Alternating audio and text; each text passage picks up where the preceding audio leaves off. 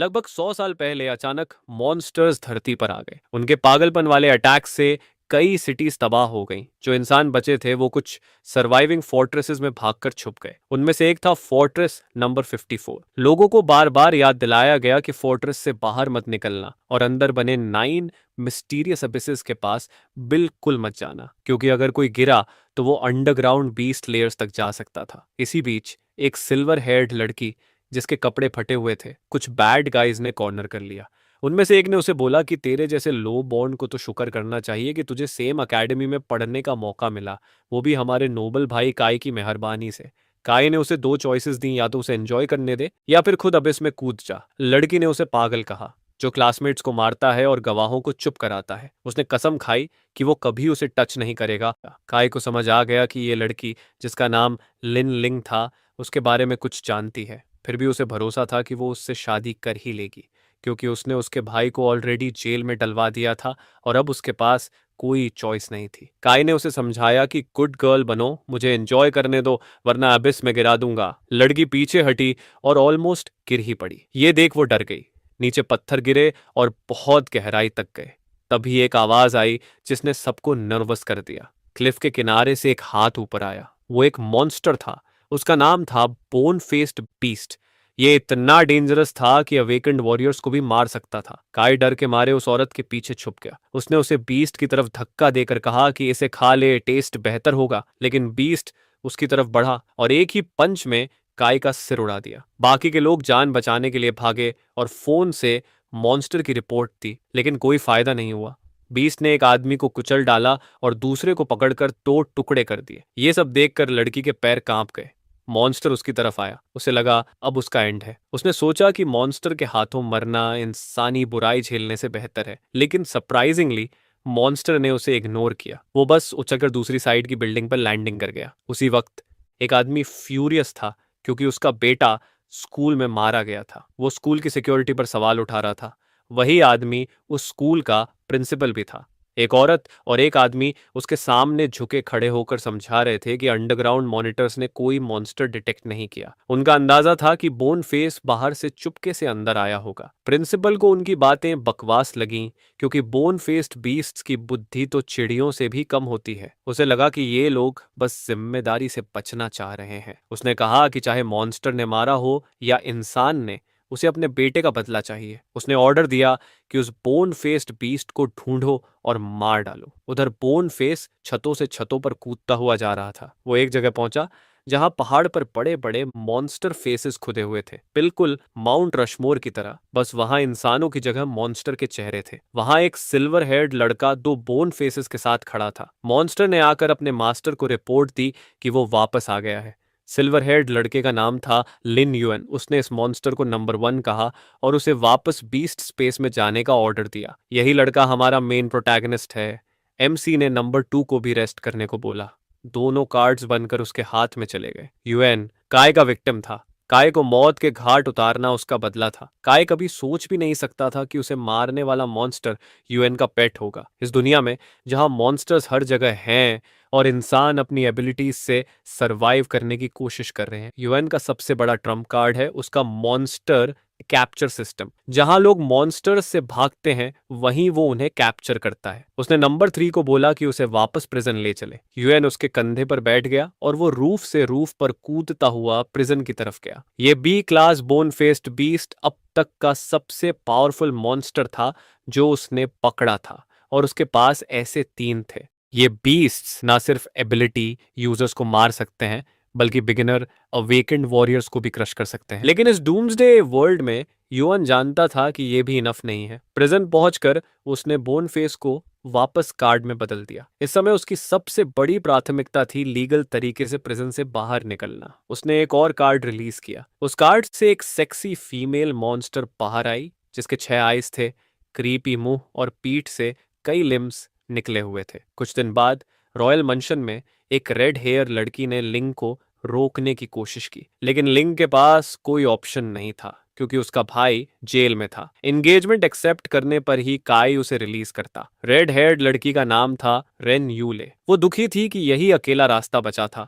Wong clan fortress में बहुत ताकतवर था। काय का फैमिली बहुत पावरफुल था, उसका बाप एकेडमी का डायरेक्टर और भाई 9th टीयर एबिलिटी यूजर था। रेन को पता था कि काय की पकड़ से कोई शिकार बच नहीं सकता। लिंक शॉक्ड थी और उसी वक्त यू कंफ्यूज्ड थी कि इतने लोग क्यों इकट्ठा हैं। रूम के अंदर काय का फ्यूनरल चल रहा था। बीच में उसकी बड़ी तस्वीर लगी थी। यू शॉक्ड रह गई कि काय मर चुका है। उसने सोचा ये कैसे पॉसिबल है। वो यकीन नहीं कर पा रही थी कि फोर्ट्रेस पर राज करने वाला डीमन अब खत्म हो गया। लिंग रो पड़ी क्योंकि उसे लगा कि काय ने अपने बुरे कर्मों की सजा पा ली। वो खुश थी कि उसकी किस्मत अच्छी थी और काय का ईविल खुद उसे निगल गया। वो जल्दी से अपने भाई को ये खबर देना चाहती थी, लेकिन किसी ने उन्हें देख लिया और समझा कि वो काय के लिए रो रही है। काय के बाप ने कहा कि काय ने सही फियांसे चुना था और अब काय नहीं रहा, फिर भी वादा कायम है। लिंग ने पूछा कि क्या वो उसके भाई को छोड़ेगा। काय का बाप बोला हाँ, क्योंकि उसके एक शब्द से ही उसके भाई के सारे क्राइम्स अब मिट जाएंगे, लेकिन बदले में लिंग को अपने बेटे से शादी करनी होगी। यू शॉक्ड थी क्योंकि काय तो डेड है। काय के पिता ने लिंग से कहा कि उसका बेटा नीचे अकेला फील करेगा, इसलिए उसे उससे गोस्ट वेडिंग करनी होगी। यू को समझ ही नहीं आया कि कोई जिंदा इंसान किसी डेड इंसान से शादी कैसे कर सकता है। लिंग ने पूछा क्या सच में तुम मेरे भाई को छोड़ दोगे। उसने कहा अगर तुम मान गई और मेरे बेटे के साथ गोस्ट वेडिंग में दफन हो गई तो मैं तुम्हारे भाई को आजाद कर दूंगा। बस मुझे इतना चाहिए कि कोई नीचे काय का इंतजार कर रहा हो, तब मैं तुम्हारे भाई को छोड़ दूंगा। उसने धमकी दी कि अगर लिंग ने मना किया तो उसके भाई और बाप दोनों को दफना दिया जाएगा। उसने लिंग पर डिसीजन लेने का प्रेशर डाला। ये पागलपन था। यू ने उसे मना किया कि अग्री मत कर, लेकिन लिंग मान गई और उसने काय से गोस्ट वेडिंग करने की हामी भर दी, वो भी वोंग क्लैन के सीक्रेट चेंबर में। यान जो 9th टीयर एबिलिटी यूजर था, उसने अपने पिता से वादा किया कि हर दुश्मन जिसने उसके छोटे भाई को हर्ट किया और हर कॉमनर लड़की जिसके साथ उसने खेला, सबको वो मार डालेगा। उसने पूछा कि क्या लिन फैमिली को छोड़ देंगे क्योंकि लिंग ने गोस्ट वेडिंग मान ली है। पिता ने कहा कि हाँ, वो उसके घर वालों को छोड़ेगा, लेकिन बाकी सारे सस्पेक्ट्स को मरना होगा। उसने यान को बोला कि लिंग के भाई को प्रिजन में ही निपटा देना और शादी के बाद उसके बाप को भी भेज देना। यान ने मान लिया और ब्लैक वाटर प्रिजन में एक्सीडेंटल डेथ अरेंज करने का प्लान बनाया। प्रिजन के सेल डोर खोल दिए गए। वहां स्लॉटर नाइट होती है। उस रात कोई रूल्स नहीं, बस मारना है जब तक बाहर ना निकले। उनका एक टारगेट था। प्लान था कि एक लड़ाई जैसे माहौल में उसे पीट पीट कर मार दें। इनमेट्स भी मान गए और निकल पड़े। यूएन को एक कैदी ने बताया कि ये सारे थग्स उसे मारने के लिए हायर किए गए हैं। वो आदमी पैनिक हो गया जब सारे सेल्स अनलॉक हुए। उसने यूएन को भागने को कहा। यूएन ने पूछा क्यों। उस आदमी ने कहा कि ये थग्स किसी को जिंदा नहीं छोड़ेंगे और तू अभी यंग है, जिंदगी प्राइड के लिए मत गवा। लेकिन यूएन ने कामली कहा अगर वो मेरे सेल में घुस सकते हैं तो मेरी जान भी ले सकते हैं। थग्स जल्दी जल्दी सेल की तरफ आए क्योंकि गार्ड्स गायब थे। यूएन के साथ वाला आदमी नर्वस हो गया, पर अचानक आवाजें बंद हो गई। यूएन आगे बढ़ा और देखा थग्स फ्रीज हो गए थे। वो आदमी शॉक्ड रह गया। यूएन ने पहले जो मॉन्स्टर छोड़ा था, उसने उन थग्स को अपनी स्ट्रिंग से कंट्रोल कर लिया था। उस मॉन्स्टर ने सिल्कन किलिंग अरे यूज किया। इन्फिनिट स्लाइसिंग से उन थग्स के बॉडीज टुकड़े टुकड़े हो गए। वो सीन बहुत मॉर्बिड था। आदमी बोला कि ये तो सूरा का नर्क है। अब वो सोचने लगा कि ये बच्चा असल में है कौन। उस अपोकलिप्टिक वर्ल्ड में यूएन का सिंपल रूल था, जो उसे नहीं छेड़ेगा उसे वो नहीं छेड़ेगा, लेकिन जो भी उसे ऑफेंड करेगा उसे वो मिटा देगा। उधर वार्डन ऑफिस में एक आदमी ने पूछा कि यूएन का सिर गारंटी है ना। वार्डन तियानी कॉन्फिडेंट था कि वीक और हेल्पलेस युआन को प्रिजन बॉसेस खेल खेल में मार डालेंगे। रॉयल पैलेस का स्टूवर्ड ये सुनकर खुश था। उसने कहा कि केओस खत्म होते ही वो यूएन का सिर गोस्ट वेडिंग के गिफ्ट के तौर पर ले जाएगा। डेप्यूटी वार्डन बिन ने सेंस किया कि बाहर से कुछ आ रहा है। स्टूवर्ड को डर हुआ कि कहीं प्रिजनर्स ही उग्र होकर दरवाजा न तोड़ रहे हों, लेकिन वार्डन निश्चिंत था। बोला कि यह दरवाजा टैंक से भी नहीं टूट सकता। उसने स्टूअर्ट वॉन्ग को रिलैक्स करने को कहा। तभी डोर पर पंच पड़ा। सब शॉक हो गए। फिर दरवाजा ब्लास्ट हो गया। ये युआन का बोन फेस्ड मॉन्स्टर था। स्टूअर्ट यांग ने धमकी दी कि वो रिपोर्ट करेगा, लेकिन उससे पहले ही बोन फेस ने उसे कुचल दिया। लिन हैरान थी क्योंकि रिकॉर्ड्स में कभी नहीं लिखा गया था कि किसी ह्यूमन ने B rank bone faced beast को कंट्रोल किया हो। वार्डन ची ने यूएन को धमकाया कि अगर उसने उसे मार दिया तो वो भी बच नहीं पाएगा। उसने बोला कि प्रिजन गार्ड कॉर्प्स सबसे स्ट्रांग है और अकेला यूएन उनसे टुकड़े टुकड़े हो जाएगा। यूएन ने पूछा क्या तुम इन्हें बोल रहे हो। सोल्जर्स अंदर आए, लेकिन उन्होंने अपनी गन्स वार्डन ची पर तान दी। वार्डन शॉक हो गया क्योंकि वही सोल्जर्स उसने खुद ट्रेन किए थे। यूएन ने कामली कहा कि अब वो सब उसके स्पाइडर के पपेट्स हैं। वार्डन ची घुटनों पर गिर गया और यूएन से जान बख्शने की भीख मांगी। बोला कि उसे वांग फैमिली ने मजबूर किया था। यूएन ने उसे बोला कि वार्डन अथॉरिटी चिप दे दो। वार्डन ने चिप दे दी, लेकिन बोला कि ये युआन के काम नहीं आएगी। यूएन ने रिप्लाई दिया, ये मेरा कंसर्न नहीं है, अलविदा। वार्डन शॉक हो गया। सोल्जर्स ने उस पर गोलियां चला दी। यूएन ने क्लैरिफाई किया, मैंने सिर्फ चिप मांगी थी, ये नहीं कहा कि तुझे जिंदा छोड़ दूंगा। उसके पास ऑलरेडी वार्डन अथॉरिटी की अपनी योजना थी। उसने चिप लिन को दी और उसे नया वार्डन घोषित कर दिया।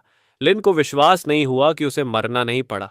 यूएन ने समझाया कि फोर्ट्रेस लॉ नंबर 54वां लेख 563 के हिसाब से अगर स्टेट ऑफ इमरजेंसी हो और डेप्यूटी वार्डन ऑथोराइज्ड हो तो वो ऑटोमेटिकली वार्डन बन सकता है, इवन अगर वो सिर्फ एडमिन स्टाफ ही क्यों ना हो। लेकिन कंडीशन ये थी कि उसे स्पाइडर का एक एग निकलना होगा। लिन ने एग को देखा और फिर उसे खा लिया। यूएन ने बोला, जब तक ओबे करोगी मैं तुम्हें अपनी विल रखने दूंगा। लिन ने घुटनों पर झुककर वादा किया कि वो बिहेव करेगी और आश्वासन दिया कि प्रिजन अब से उसका टेरिटरी है। उसे साफ दिख गया कि उसके मास्टर का लॉन्ग टर्म प्लान प्रिजन को कंट्रोल करने का है। उसने पूछा कि उसे क्या करना है। यूएन ने कहा, प्रूव करो कि तुम यूजफुल हो। फिर उसने बताया कि 3 दिन पहले फोर्ट्रेस पर हमला करने वाला मेटेलिक मिमिक बीस्ट पूरी तरह से मरा नहीं था। मिलिट्री उसे कंटेन करने के लिए फैसिलिटी ढूंढ रही है। उसने लिन को बोला कि ब्लैक वाटर प्रिजन के बीस्ट पिट के लिए अप्लाई करो ताकि वो एस रैंक बीस्ट को कंटेन करे। लिन ने कहा कि normally prison S rank metallic mimic beast को अफोर्ड नहीं कर सकता,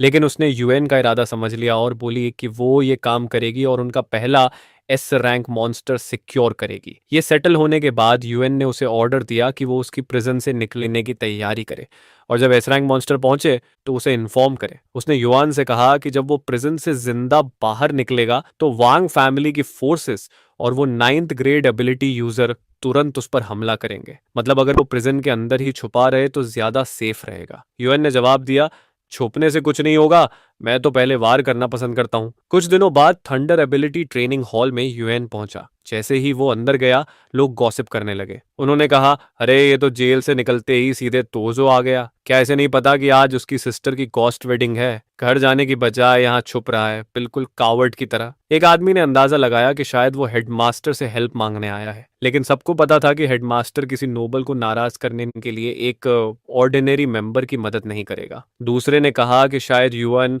अपने सीनियर निंग को ढूंढने आया है जो हमेशा उसके साथ अच्छा रहता है। लेकिन निंग तो फोर्ट्रेस छोड़कर नॉर्दर्न एबिस चला गया था। सब उसे बेचारगी से देख रहे थे। कोई भी पावरफुल वोंग फैमिली के खिलाफ खड़ा नहीं होना चाहता था। यूएन वीक था और हमेशा अकेला रहा, और अब तो लोग उससे और भी ज्यादा दूर रहना चाहते थे। तभी एक ब्लॉन्ड लड़के ने उसे देखा। वो था वेशिंग। उसने रिपोर्ट दी कि उन्होंने गोस्ट वेडिंग के सभी गेस्ट इन्फॉर्मेशन और मूवमेंट रूट्स कलेक्ट कर लिए हैं, लेकिन 3 इलेक्ट्रॉनिक पक्स जो नेटवर्क मॉनिटर कर रहे थे वो अब ऑलमोस्ट डेड हो रहे थे। यूएन ने कहा कि वो उसे नए बग्स देगा। उसने अपने कार्ड्स निकाले और कई फ्लाइंग इंसेक्ट्स रिलीज कर दिए। शिंग हैरान रह गया कि इतनी सारी थी। ये बग्स प्रिजन में बिखरे हुए थे जिन्हें यूएन ने वापस कलेक्ट कर लिया। सिर्फ 3 बग्स ही काफी थे प्रिजन सर्वेलेंस और वांग फैमिली के नेटवर्क को कंट्रोल करने के लिए, और इतनी बड़ी संख्या से वो फोर्ट्रेस के आधे हिस्से को मॉनिटर कर सकते थे। यूएन ने सिंक्रोनाइज्ड डेटा लिया और शिंग को ऑर्डर दिया कि वांग फैमिली और गोस्ट वेडिंग से जुड़े सबको मॉनिटर करता रहे। शिंग ने उसे सावधान रहने को कहा क्योंकि यान के 4 टीममेट्स भी वहां होंगे गोस्ट वेडिंग के लिए। वो लोग इस जनरेशन के सबसे स्ट्रॉन्ग 9th एबिलिटी यूजर्स थे, और चूंकि बोन फेस्ड बीस्ट अभी तक नहीं मिला, इसलिए वेडिंग साइट पर मॉन्स्टर बैरियर भी लगा दिया गया था। यूएन ने उसे अश्योर किया कि उसके पास प्लान है। शिंग ने चिल्लाकर कहा, हम एंटी वांग फैमिली अलायंस के सिर्फ 2 मेंबर्स हैं, हमें दोनों को सरवाइव करना ही है। 3 महीने पहले शिंग लगभग पकड़ा गया था काय पर स्पाइंग करते हुए। उसी वक्त यूएन ने उसे बचाया था। उस दिन से शिंग ने कसम खाई कि वो उसे फॉलो करेगा और वांग फैमिली के खिलाफ लड़ेगा। यूएन ने कहा कि उसने उसे इसलिए बचाया क्योंकि उनका गोल सेम था। यूएन भी उसके लिए बदला लेना चाहता था। फिर सीन बदलता है, एक मॉन्स्टर ट्रक चल रहा था। ड्राइवर ने काउंसलर से पूछा, क्या आप सच में गोस्ट वेडिंग के ऑफिशिएंट बनने वाले हो? जिंदा इंसान किसी डेड इंसान से शादी कैसे कर सकता है? काउंसलर ने जवाब दिया, एक लो बॉर्न लड़की का किसी डेड नोबल से शादी करना उसकी सबसे बड़ी इज्जत है, वरना आम लोग तो मुझे देखने का मौका भी नहीं पाते। इस हिसाब से वो लकी है। ड्राइवर ने सुना था कि गोस्ट वेडिंग का लास्ट स्टेप ब्राइड को मारना होता है। काउंसलर ने कामली कहा, हाँ, और मैं खुद उसकी गर्दन स्लिट करूंगा ताकि वो हमेशा के लिए अंडरवर्ल्ड लौट जाए और वैंग फैमिली के दूसरे बेटे की सेवा करे। ड्राइवर ने फिर बोन फेस्ड बीस्ट का जिक्र किया जिसने सेकंड सन पर हमला किया था। उसने कहा कि वेडिंग अटेंड करना रिस्की होगा, लेकिन काउंसलर टेंशन फ्री था। बोला, मेरी black dust armoured car tank class attacks भी झेल सकती है। अगर बोन फेस्ड बीस्ट भी आ गया तो ये आर्मर ब्रेक नहीं होगा। लेकिन तभी बोन फेस्ड बीस्ट सच में सामने आ गया और गाड़ी रोक दी। वो पकड़ने ही वाला था। ड्राइवर और काउंसलर दोनों डर गए, लेकिन काउंसलर अभी भी काम रहा क्योंकि उसे अपने आर्मर पर भरोसा था। बोला, एक बीस्ट फुल पावर में भी हमारी डिफेंस का सिर्फ 50% डैमेज कर सकता है। उसने ड्राइवर को गाड़ी चलाने को कहा, लेकिन तभी दो और बोन फेसेस आ गए। अब काउंसलर पैनिक हो गया। इंटेल तो यही कह रही थी कि सिर्फ एक बीस्ट है। क्लिफ पर खड़े यूएन ने उन्हें देखा और मॉन्स्टर्स को अटैक करने का ऑर्डर दिया। हाइड्रोलिक आर्मर की डिफेंस 100% से स्टार्ट हुई। पहला पंच लगा और डिफेंस 70% रह गई। मॉन्स्टर्स लगातार मारते रहे, डिफेंस घटती गई और 1% पर आ गई। आखिरी ब्लो इतना जोरदार था कि डिफेंस नकारात्मक 200% तक गिर गई। इसके बाद बोन फेस्ड बीस्ट ने काउंसलर को पकड़ लिया। वो आदमी मुश्किल से आंखें खोल पा रहा था। जब खोली तो सामने यूएन खड़ा था। काउंसलर ने कहा, मुझे बचा लो, मैं तुम्हें बड़ा रिवॉर्ड दूंगा। यूएन ने गोस्ट वेडिंग के लिए रखी गोस्ट ब्लेड उठा ली। काउंसलर ने मिन्नतें की कि उसे बख्श दे, लेकिन यूएन ने उसका गला काट दिया और वो वहीं मर गया। फिर यूएन ने एक और मॉन्स्टर बुलाया, शैडो। ये क्रीपी मॉन्स्टर था, एक आंख, मुंह और कई लिम्स वाला। उसने मुंह खोला और काउंसलर के मुंह से काला धुआं बाहर खींच लिया। फिर एक शैडो बनने लगी। युआन ने शैडो डिस्गाइज स्किल एक्टिवेट किया और काउंसलर के रूप में डिस्गाइज हो गया। ये इफेक्ट 2 घंटे चलेगा। अब गोस्ट मैरिज पैक्ट को पूरा करने के लिए नार्सिसस नोबल सेमेट्री पर वो खुद ऑफिशिएंट बनेगा। उधर कुछ अटेंडीज बात कर रहे थे। किसी ने कहा कि गोस्ट ब्राइड बहुत खूबसूरत है। दूसरे ने जवाब दिया, चाहे कितनी भी ब्यूटीफुल हो, आखिर वो एक बेरियल ऑफरिंग ही है। सबको पता था कि फोर्ट्रेस के अंदर कॉमनर्स बस एलीट्स के खिलौने हैं। अचानक एक धमाका हुआ। 9th अबिस स्क्वाड वहां पहुंचा और उन्होंने अंडरवर्ल्ड रैम नाम के डी क्लास मॉन्स्टर का सिर जमीन पर फेंक दिया। लाइटनिंग ने यन से कहा, ये हमारा गिफ्ट है। लोग खुश हो गए। रूमर था कि लाइटनिंग जल्द ही अवेकन होने वाला है। रॉयल फैमिली ने उसे वादा भी किया था कि वेडिंग के बाद उसे सिविलियन जोन के को मासैक्रे करने का अधिकार मिलेगा, जहां ब्राइड का बाप रहता था। वो ब्लडथर्स्टी मैनिक तुरंत मान गया। यान ने राहत की सांस ली क्योंकि उसकी मौजूदगी से सेरेमोनी की सेफ्टी गारंटीड थी। उसने यिन, जो बैरियर मास्टर था, से कहा, अगर सेमेट्री के अंदर एक भी मॉन्स्टर आ गया तो तुझे मैं खुद मार डालूंगा।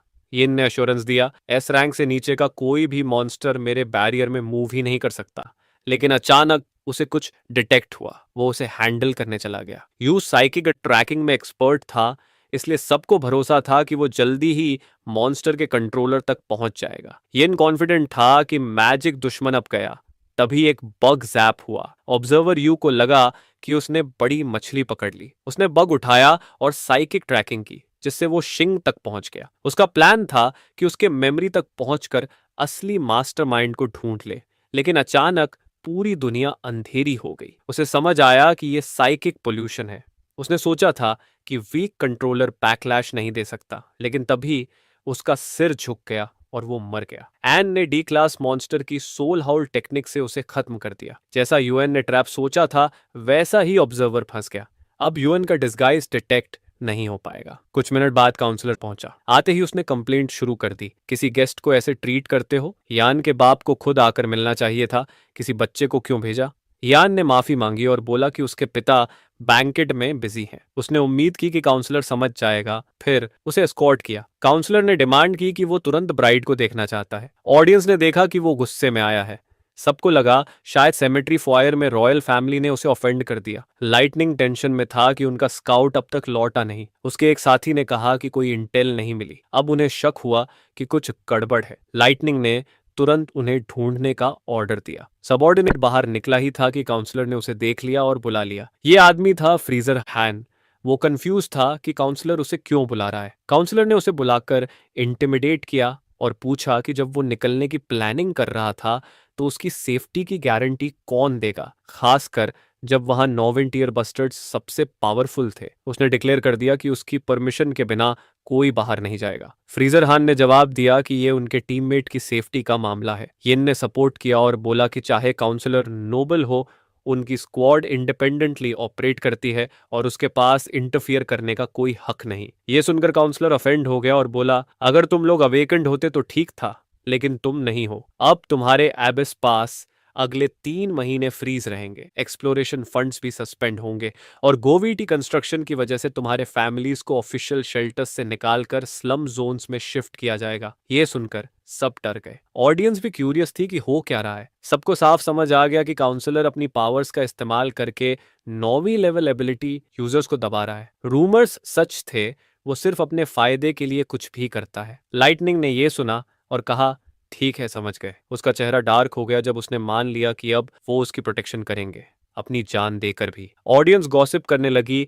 लाइटनिंग अवेकनिंग के करीब था और काउंसलर हुआंग ने उसे टारगेट बना लिया। सबको लगा शॉर्ट टर्म सेफ्टी के लिए उसने फ्यूचर में पावरफुल एनिमी बना लिया। काउंसलर चिल्लाया, किसे फ्यूचर की परवाह है, प्रायोरिटी मेरी सेफ्टी है। फिर उसने वांग फैमिली के लड़के को बुलाया कि उसे ब्राइट तक एस्कॉर्ट करे। उधर काय का पिता मिरर देख रहा था और लिंग से बोला, ऑफिशिएंट आने वाला है, इसलिए बेटर बिहेव। लिंग ने जवाब दिया, जब तक तुम अपना वर्ड रखते हो और मेरे भाई को छोड़ते हो कोई प्रॉब्लम नहीं, लेकिन अगर वादा तोड़ा तो मौत भी तुझे मुझसे नहीं बचा पाएगी। उसने कहा, मैं कभी अपना वर्ड नहीं तोड़ता।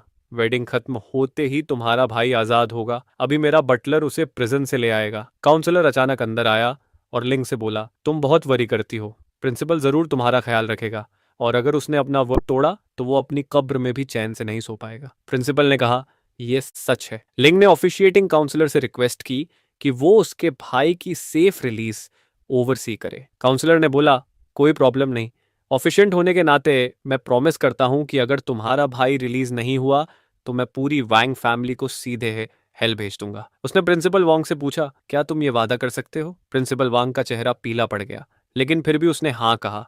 उसके मन में आया कि काउंसलर सच में ज्यादा एक्ट कर रहा है। लिंग ने साफ कहा कि उसे सिर्फ अपने भाई की सेफ्टी चाहिए। अंदर ही अंदर यूएन सोच रहा था कि लिंग को कोई कीमत चुकाने की जरूरत नहीं है। प्रिंसिपल ने मेड को बोला कि काउंसलर को वीआईपी वॉशरूम ले जाए ताकि वो तैयार हो सके, क्योंकि गोस्ट वेडिंग 5 मिनट में शुरू होगी। ची ने उसे एस्कॉर्ट किया। वो सीढ़ियां उतर रहे थे जब उसने युआन से कहा, भाग जा, यहाँ घुसना सुसाइड है, स्पेशली जब तू सिर्फ लेवल 6 एबिलिटी यूजर है। यूएन शॉक्ड हुआ कि उसने उसका डिस्गाइज देख लिया और उसकी एबिलिटी डिटेक्ट कर ली। उसने पूछा, क्या तुम साइकिक यूजर हो? उसने कहा, हाँ, लेकिन सिर्फ लेवल 3। फिर उसने जोर देकर कहा, ये एक डेथ ट्रैप है, तुझे यहाँ नहीं होना चाहिए। उसने यूएन को बताया कि सामने दिख रहे 79वें स्तर के अलावा प्रिंसिपल ने एलीट ग्रेजुएट्स को भी बुलाया है। 109वें स्तर के फाइटर पूरे कब्रिस्तान में छुपे हुए हैं। वो मानती थी कि युआन बहुत वीक है और पकड़ा गया तो सिर्फ कैनन फॉडर बन जाएगा। लाइनअप सच में जबरदस्त था, लेकिन युआन ज्यादा क्यूरियस था कि एनी यहाँ क्या कर रही है। उसने बताया कि वो यहाँ एक डेट चुकाने आई है। उसने बताया कैसे काई से उसे बोन फेस्ड मॉन्स्टर ने बचाया था और अब वोंग फैमिली ने उस मॉन्स्टर के लिए ट्रैप लगाया है। वो बस बैठकर उसे मरते नहीं देख सकती थी। युआन ने पूछा, तो तुम क्या करने का सोच रही हो? उसने युआन से कहा कि वो टेंशन ना ले, क्योंकि वो अपनी साइकिक पावर से मॉन्स्टर को वार्न कर देगी जब वो करीब आएगा, और अगर जरूरत पड़ी तो वो खुद को सैक्रिफाइस कर देगी ताकि मॉन्स्टर के भागने का रास्ता बन सके। यूएन को यकीन नहीं हुआ कि वो एक बोन फेस्ड मॉन्स्टर के लिए इतना आगे जाएगी। उसने आर्ग्यू किया, ये सिर्फ मॉन्स्टर नहीं है, इसने मुझे अबिस से बचाया था, ये मेरा बीकन ऑफ लाइट है। फिर उसने यूएन से कहा, तू तो बस एक लोली 6 लेवल यूजर है, अपने सेवर के बारे में ऊंची बातें मत कर। उसने युआन को जोर दिया कि वो अभी निकल जाए, क्योंकि यही उसका आखिरी चांस है। उसका प्लान था डिस्ट्रैक्शन क्रिएट करना ताकि यूएन एस्केप कर सके, लेकिन यूएन ने देखा कि अब टाइम नहीं बचा। दरवाजे खुले और काउंसलर का वेलकम हुआ। अनाउंस हुआ कि गोस्ट वेडिंग सेरेमोनी शुरू होगी। काउंसलर ने कहा, पहला स्टेप है ब्राइड का इंट्रोडक्शन। उसने पूछा, क्या अब उसका एंट्रेंस होगा? फ्रीजर हान ने उन्हें वेट करने को कहा, क्योंकि उन्होंने डिटेक्ट किया कि सेरेमोनी में एक कॉकरोच घुस आया है, पहले उसे खत्म करना होगा। ऑडियंस ने पूछा, ये क्या हो रहा है? इतनी टाइट सिक्योरिटी में किसी के अंदर आने पर सबको शक हुआ। यूएन ऑब्जर्व कर रहा था। उन्होंने एन को पॉइंट आउट किया और कंफर्म किया कि उसने फेक आइडेंटिटी यूज करके अंदर घुसा है। उसने टेलीपैथी यूज की थी और अब जबकि उसका अंत तय था, उसने साइकिक इंटरफेरेंस से आखिरी बार स्ट्राइक करने की ठान ली। उसने युआन से कहा, मैं 3 तक गिनूंगी और तू भाग जाना। उसने साइकिक बर्स्ट छोड़े, लेकिन जब फ्रीजर हन स्ट्राइक करने वाला था, यूएन ने उसे ब्लॉक कर दिया और उसकी चेस्ट में चाकू घोंप दिया। एन ने पूछा, तू भागा क्यों नहीं? लाइटनिंग को तुरंत समझ आ गया कि वो असली काउंसलर नहीं है, बल्कि डिस्गाइज एबिलिटी यूज कर रहा है। यन ने पूछा, उसका गोल क्या है? यूएन ने कहा, मेरा गोल है कि कोई भी जिंदा ना बचे। लाइटनिंग हंसने लगा, जोक कर रहा है, तेरी साइकिक एबिलिटी तो बस टियर 6 है और वो औरत पहले ही अपनी शक्ति एग्जॉस्टेड कर चुकी है, तू भी नहीं बच पाएगा। उसने यूएन को ऑर्डर दिया, घुटनों पर गिरकर अपने क्राइम्स कन्फेस कर। यूएन ने कहा, यह तो बस शुरुआत है। फिर उसने अपने कार्ड्स हवा में रिलीज किए। लाइटनिंग ने बैरियर बना लिया और उसे क्लाउन कहा। ये इनको यकीन नहीं हो रहा था कि हान जैसे आदमी को वो मार सका। वो हंस पड़ा, लेकिन अचानक उसकी उंगली कट गई।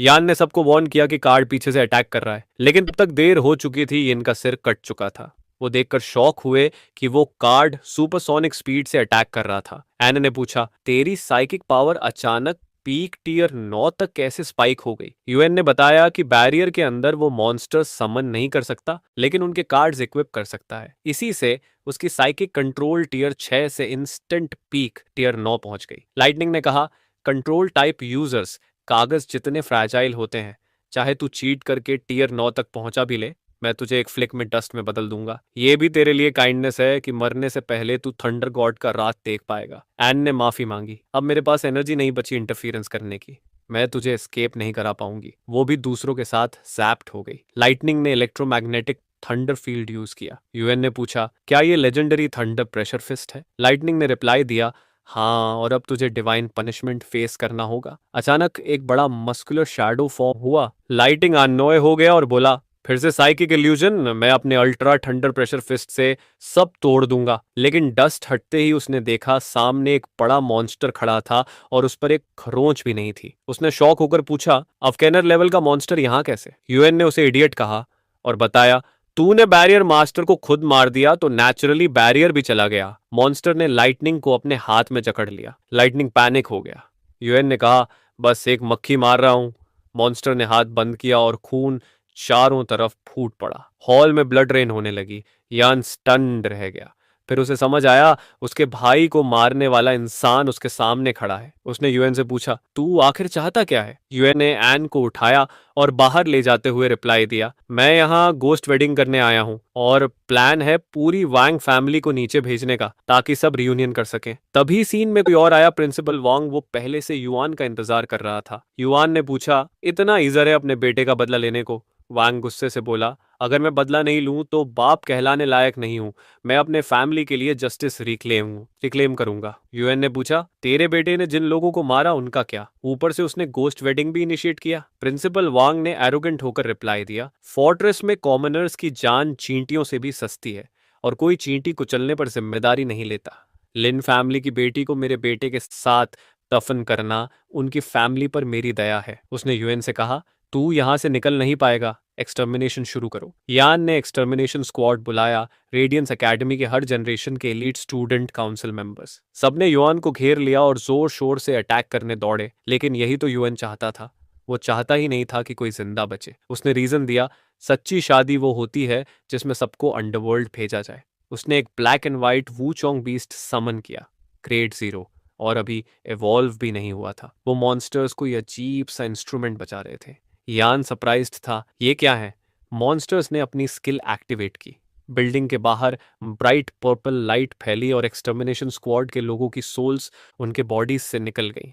किसी ने पहचान लिया, ये तो सोल लॉकिंग मॉन्स्टर है जो साउंड वेव्स से अटैक करता है। एबिस में ये मिले तो पूरी टीम का वाइप आउट हो जाता है। एन ने सबको बोला, मेरे 10 मीटर के अंदर रहो, तभी सोनिक अटैक रेजिस्ट कर पाओगे। यान ने सबको ऑर्डर दिया कि वो 4 स्टूडेंट काउंसिल प्रेसिडेंट्स के आसपास इकट्ठा हो जाएं, जो हाफ अवेकेंड स्ट्रेंथ तक पहुंचे थे, और फिर प्लान आगे बढ़ेगा। उनमें से एक थी प्रेसिडेंट लिन, जो अपने 10 मीटर की त्रिज्या में सबको प्रोटेक्ट कर सकती थी। उसने साफ कहा, जो भी पास आया मैं उसे मार दूंगी। दूसरा था प्रेसिडेंट जे, जिसका त्रिज्या 20 मीटर थी।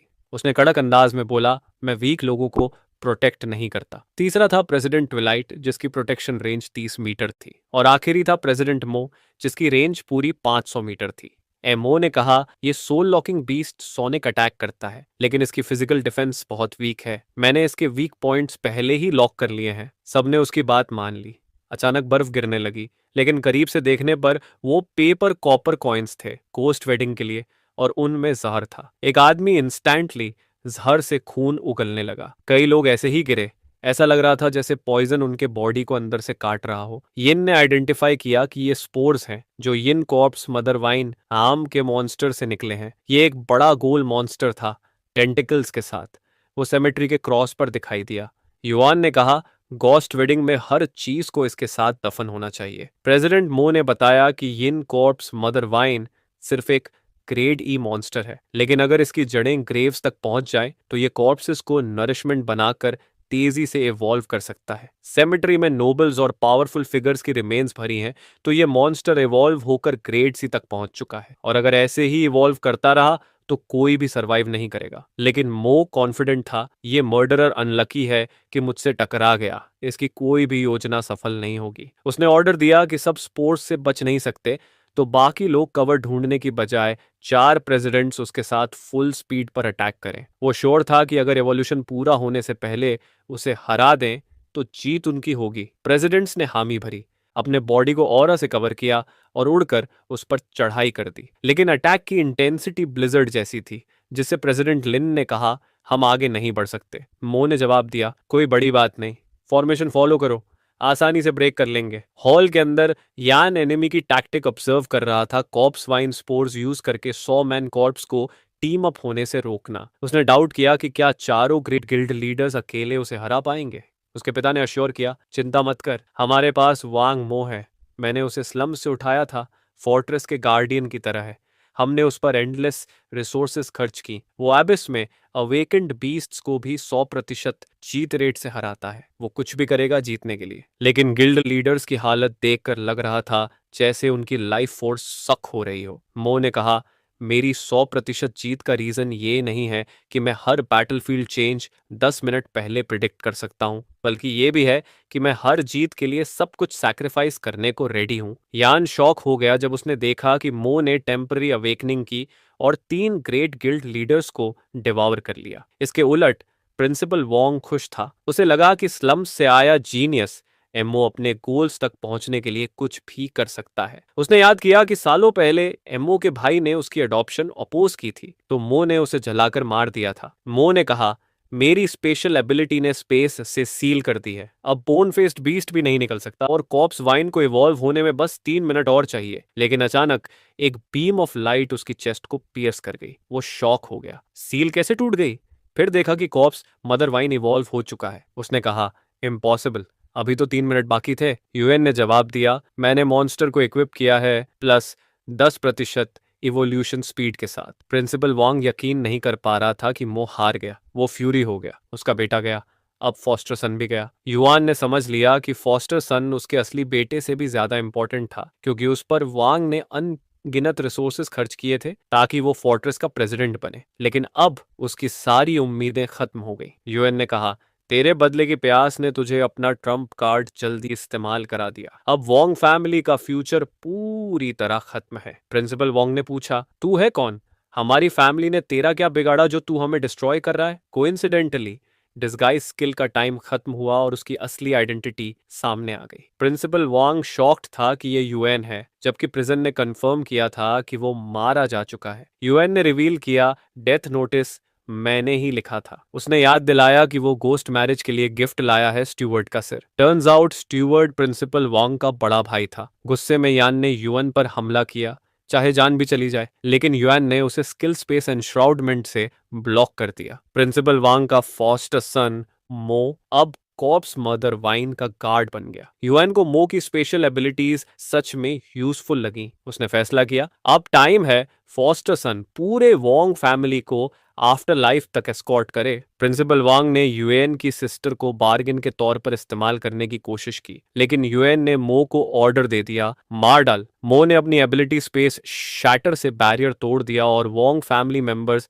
राख बन गए। एमसी को पता ही नहीं था कि जिस वक्त उसने सीलर को मारा, उसने अपनी असली सिस्टर को शैडो डबल से बदल दिया था। बोन फेस्ड बीस्ट आगे बढ़ता रहा और यूएन अपनी सिस्टर को लेकर घर जाने लगा, इससे पहले कि फोर्ट्रेस के डूम इनवॉइस पहुंचे। कुछ दिन बाद ब्लैक हुड पहने हुए लोगों का एक ग्रुप कैंडल मार्च करता हुआ सड़क पर निकला और चिल्ला रहा था, अपोकालिप्स जरूर आएगा, सिर्फ मॉन्स्टर्स की पूजा करके ही हम सरवाइव कर सकते हैं। वो लोगों को इनकरेज कर रहे थे कि वो ज्वाइन करें ताकि खुद को बचा पाएं और ह्यूमैनिटी की आखिरी स्पार्क बन सके। उन्होंने दावा किया कि वो सेमेट्री इंसिडेंट जिसने पूरे फोर्ट्रेस को हिला दिया, असल मॉन्स्टर्स के अराइवल का संकेत है और फोर्ट्रेस अब उन्हें प्रोटेक्ट नहीं कर सकता, इसलिए मॉन्स्टर्स की वर्शिप ही उनका आखिरी रास्ता है। हमारा बॉय ये सब सुन रहा था। एन कल्ट की मेंबर बन गई और खबर फैलाने लगी। उसने रेकमेंड किया बोन फेस्ड बीस्ट नंबर 1 को, क्योंकि उस बीस्ट ने उसे बचाया था। उसने कहा कि वो एक डिवाइन मैसेंजर है जो सच में ह्यूमैनिटी के लिए अच्छा है। उसने दावा किया कि उसने खुद को पूरी तरह उसे समर्पित कर दिया है। यूएन को लगा कि ये ज्यादा हो रहा है, आखिर वो बस एक बोन फेस्ड बीस्ट ही तो था। एन ने यूएन को भी इनवाइट किया ज्वाइन करने के लिए, खासकर क्योंकि वो सेमेट्री इंजन से बचे हुए लोगों में से एक था। उसने कहा, अगर मेरे मास्टर ना होते तो टीयर 6 एबिलिटी यूजर जैसे तू अब तक मर चुका होता। यूएन ने पूछा, तू इसे वर्शिप कैसे करती है? एन ने पैशन से रिप्लाई दिया, मैं अपनी हर चीज, सोल, बॉडी सब अपने मास्टर को समर्पित कर दूंगी। वो जैसे चाहे इस्तेमाल करे, यही मेरी डिवोशन है। यूएन ने उसे सजेस्ट किया कि थोड़ा होल्ड बैक करे और वहां से निकल जाए, लेकिन वो नहीं चाहती थी कि वो जाए, क्योंकि उसका गोल था बोन फेस्ड बीस्ट को ऑर्गेनाइजेशन में मशहूर करना, फिर वर्ल्ड स्टेज पर लाकर उसे इस दुनिया का वन ट्रू गॉड बनाना। अंदर ही अंदर युआन को लग रहा था कि दुनिया अजीब डायरेक्शन में जा रही है। तभी मो आया जस्टिस डिवीजन से। युआन ने कंफर्म किया कि अभी तक किसी को पता नहीं चला कि जस्टिस डिवीजन का यंगेस्ट डिप्यूटी मिनिस्टर पहले ही मर चुका है। कॉर्प्स गार्ड मो ने रिप्लाई दिया, मैं बहुत केयरफुल था, कोई ट्रेस नहीं छोड़ा, अथॉरिटी यूज करके सेमेट्री बैटल के सारे निशान मिटा दिए। उसने रिपोर्ट किया कि हुआंग लोंग, जिसने वांग फैमिली की सारी संपत्ति इनहेरिट की, इन्वेस्टिगेट हो चुका है। वो फोर्ट्रेस का सबसे स्ट्रॉन्ग फायर एलिमेंट अवेकेंड है, जिसके अनगिनत डिसाइपल्स हैं और यान ऑफिशियली उसका डिसाइपल बन चुका है। ये सुनकर यूएन को समझ आ गया कि लॉन्ग उससे मिलने क्यों बुलाना चाहता है। वांग फैमिली की संपत्ति निकलने के बाद लॉन्ग अब फैसाड बना रहा था कि वो उनकी तरफ से फ्यूड रिजॉल्व करेगा। यूएन ने डिसाइड किया कि वो उससे मिलेगा। एमओ ने उसे वार्न किया कि सावधान रहे, क्योंकि लॉन्ग बहुत स्ट्रांग है। उसने सजेस्ट किया कि डायरेक्ट कॉन्फ्लिक्ट अवॉइड करे, लेकिन यूएन का अपना प्लान था। उसने मो से कहा कि जस्टिस डिवीजन में अंडर कवर बना रहे। उसे याद दिलाया कि वो सिर्फ एक कॉर्प्स गार्ड कार्ड है। एमओ ने कैलमी कहा, मैं पहले ही मर चुका हूं, अब जो लाइफ है वो सिर्फ आपकी है मास्टर, आप जब चाहें रिक्लेम कर सकते हैं, मैं आपका सबसे लॉयल डॉग बनकर रहूंगा। यूएन ने उसे भेज दिया और कहा, अगला कमांड का इंतजार करे। इसके बाद यूएन हुआंग लोंग से मिलने निकल पड़ा। फायर ड्रैगन एबिलिटी हॉल के अंदर यूएन पहुंचा। वहां रेड जैकेट्स पहने गार्ड्स खड़े थे जो रास्ता बना रहे थे थ्रोन पर बैठे आदमी तक। थ्रोन पर बैठे आदमी ने पूछा, क्या तू लिन फैमिली का प्रतिनिधि है? यूएन ने रिप्लाई दिया, हाँ। उसने कहा, मैंने वांग फैमिली की संपत्ति मेंटर के तौर पर ले ली है, इसलिए उनका बचा हुआ फ्यूड रिजॉल्व करना मेरा ड्यूटी है। उसने उसे सफेद कपड़े फेंक दिए और कहा, तेरी बहन को वांग फैमिली के दूसरे बेटे से गोस्ट मैरिज करनी थी, लेकिन गोस्ट मैरिज इंसिडेंट में पूरी वांग फैमिली मर गई। किलर चाहे कोई भी हो, इसकी सजा तुम्हारे फैमिली को भुगतनी होगी। यूएन ने रिकॉग्नाइज किया कि ये मोर्निंग क्लोथ्स थे। लॉन्ग ने कहा, तुम्हारे पास 3 दिन है, उसके बाद तुम्हारी फैमिली के तीनों मेंबर्स ये पेपर क्लोथ्स पहनकर चारकोल जलाकर सुसाइड करेंगे। यही मैटर सेटल करने का तरीका है। यूएन ने पूछा, अगर मैंने रिफ्यूज कर दिया तो? लॉन्ग ने कहा, फोर्ट्रेस में कोई अवेकेंड को रिफ्यूज नहीं कर सकता। अवेकेंड को रिफ्यूज करने का मतलब है मौत से भी बदतर सजा। यूएन ने कामली कहा, मैं भी उतना ही पावरफुल हूं, मैंने अवेकेंड एग्जाम क्वालिफाई कर लिया है।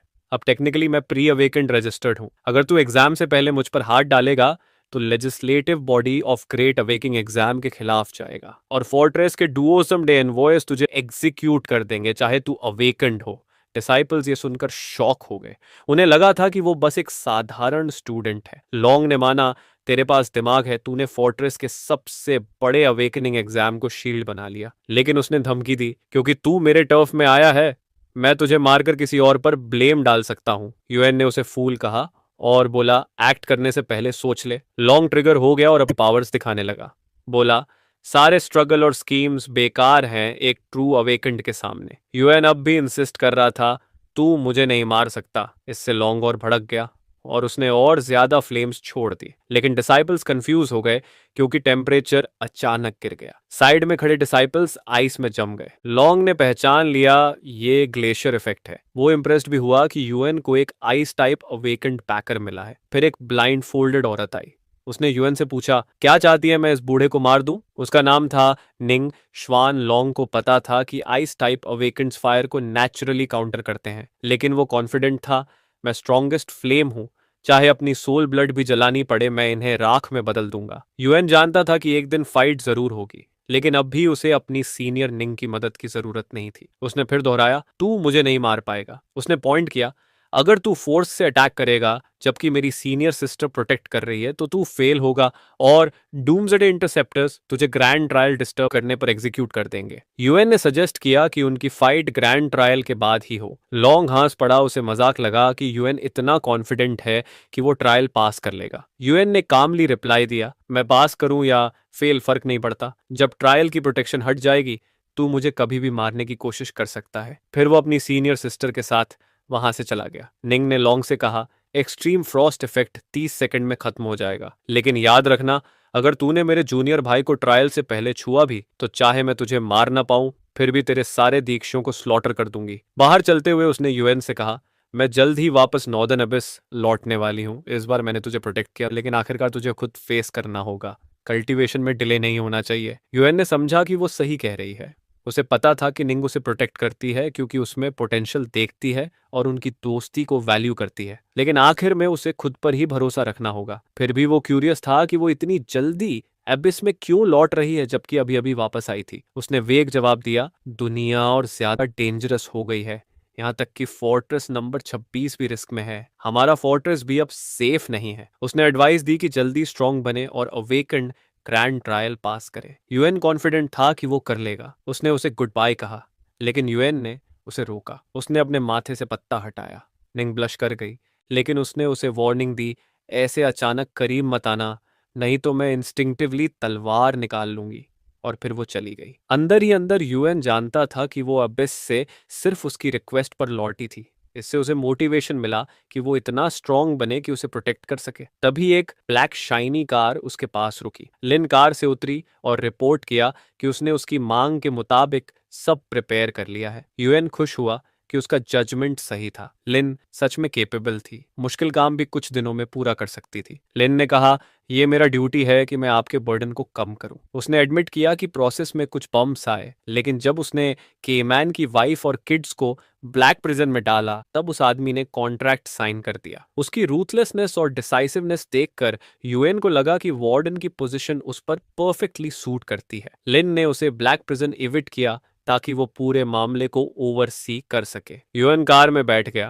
Black prison underground auction Avenue में एक ब्राउन हेयर आदमी ने सूट पहनकर एक औरत से पूछा, तू भी यहाँ कैसे? उसने बताया कि उसे डार्क वेब से इन्फो मिली थी और एंट्री टिकट के लिए 3 लाख खर्च किए। औरत ने जवाब दिया, मैंने तो कुछ भी खर्च नहीं किया, मेरे डैड ने कुछ फेवर्स खींच लिए, इसलिए मुझे एंट्री मिल गई। दोनों क्यूरियस थे कि ब्लैक प्रिजन ने इस बार इंस्पिरेशन कहाँ से ली। उन्हें पता था कि डेथ रो इनमेट्स और टिकट्स ही काफी प्रॉफिटेबल हैं। उन्होंने नए वार्डन को अंडरवर्ल्ड का जीनियस कहा। किसी ने कहा, जो भी उससे शादी करेगा वो 10 साल की मेहनत बचा लेगा। लेकिन एक आदमी ने डिसएग्री किया और कहा, भले ही वो नाजुक लगे लेकिन वो हाई माइटी क्वीन जैसी है, हमारे जैसे लोग उसे छू भी नहीं सकते। वीआईपी रूम में लिन जमीन पर घुटनों के बल बैठी थी और अपने मास्टर को ऑक्शन का कैटलॉग रिव्यू के लिए दे रही थी। युआन ने रिव्यू किया और देखा कि ब्लैक प्रिजन के ट्रेजर्स के अलावा उसने कई बड़े क्राइम ऑर्गेनाइजेशन से लूट भी ला दिया था। यूएन ने उसकी तारीफ की। लिन ने बताया कि उसने उन्हें लूर करके ऐसे आइटम्स भी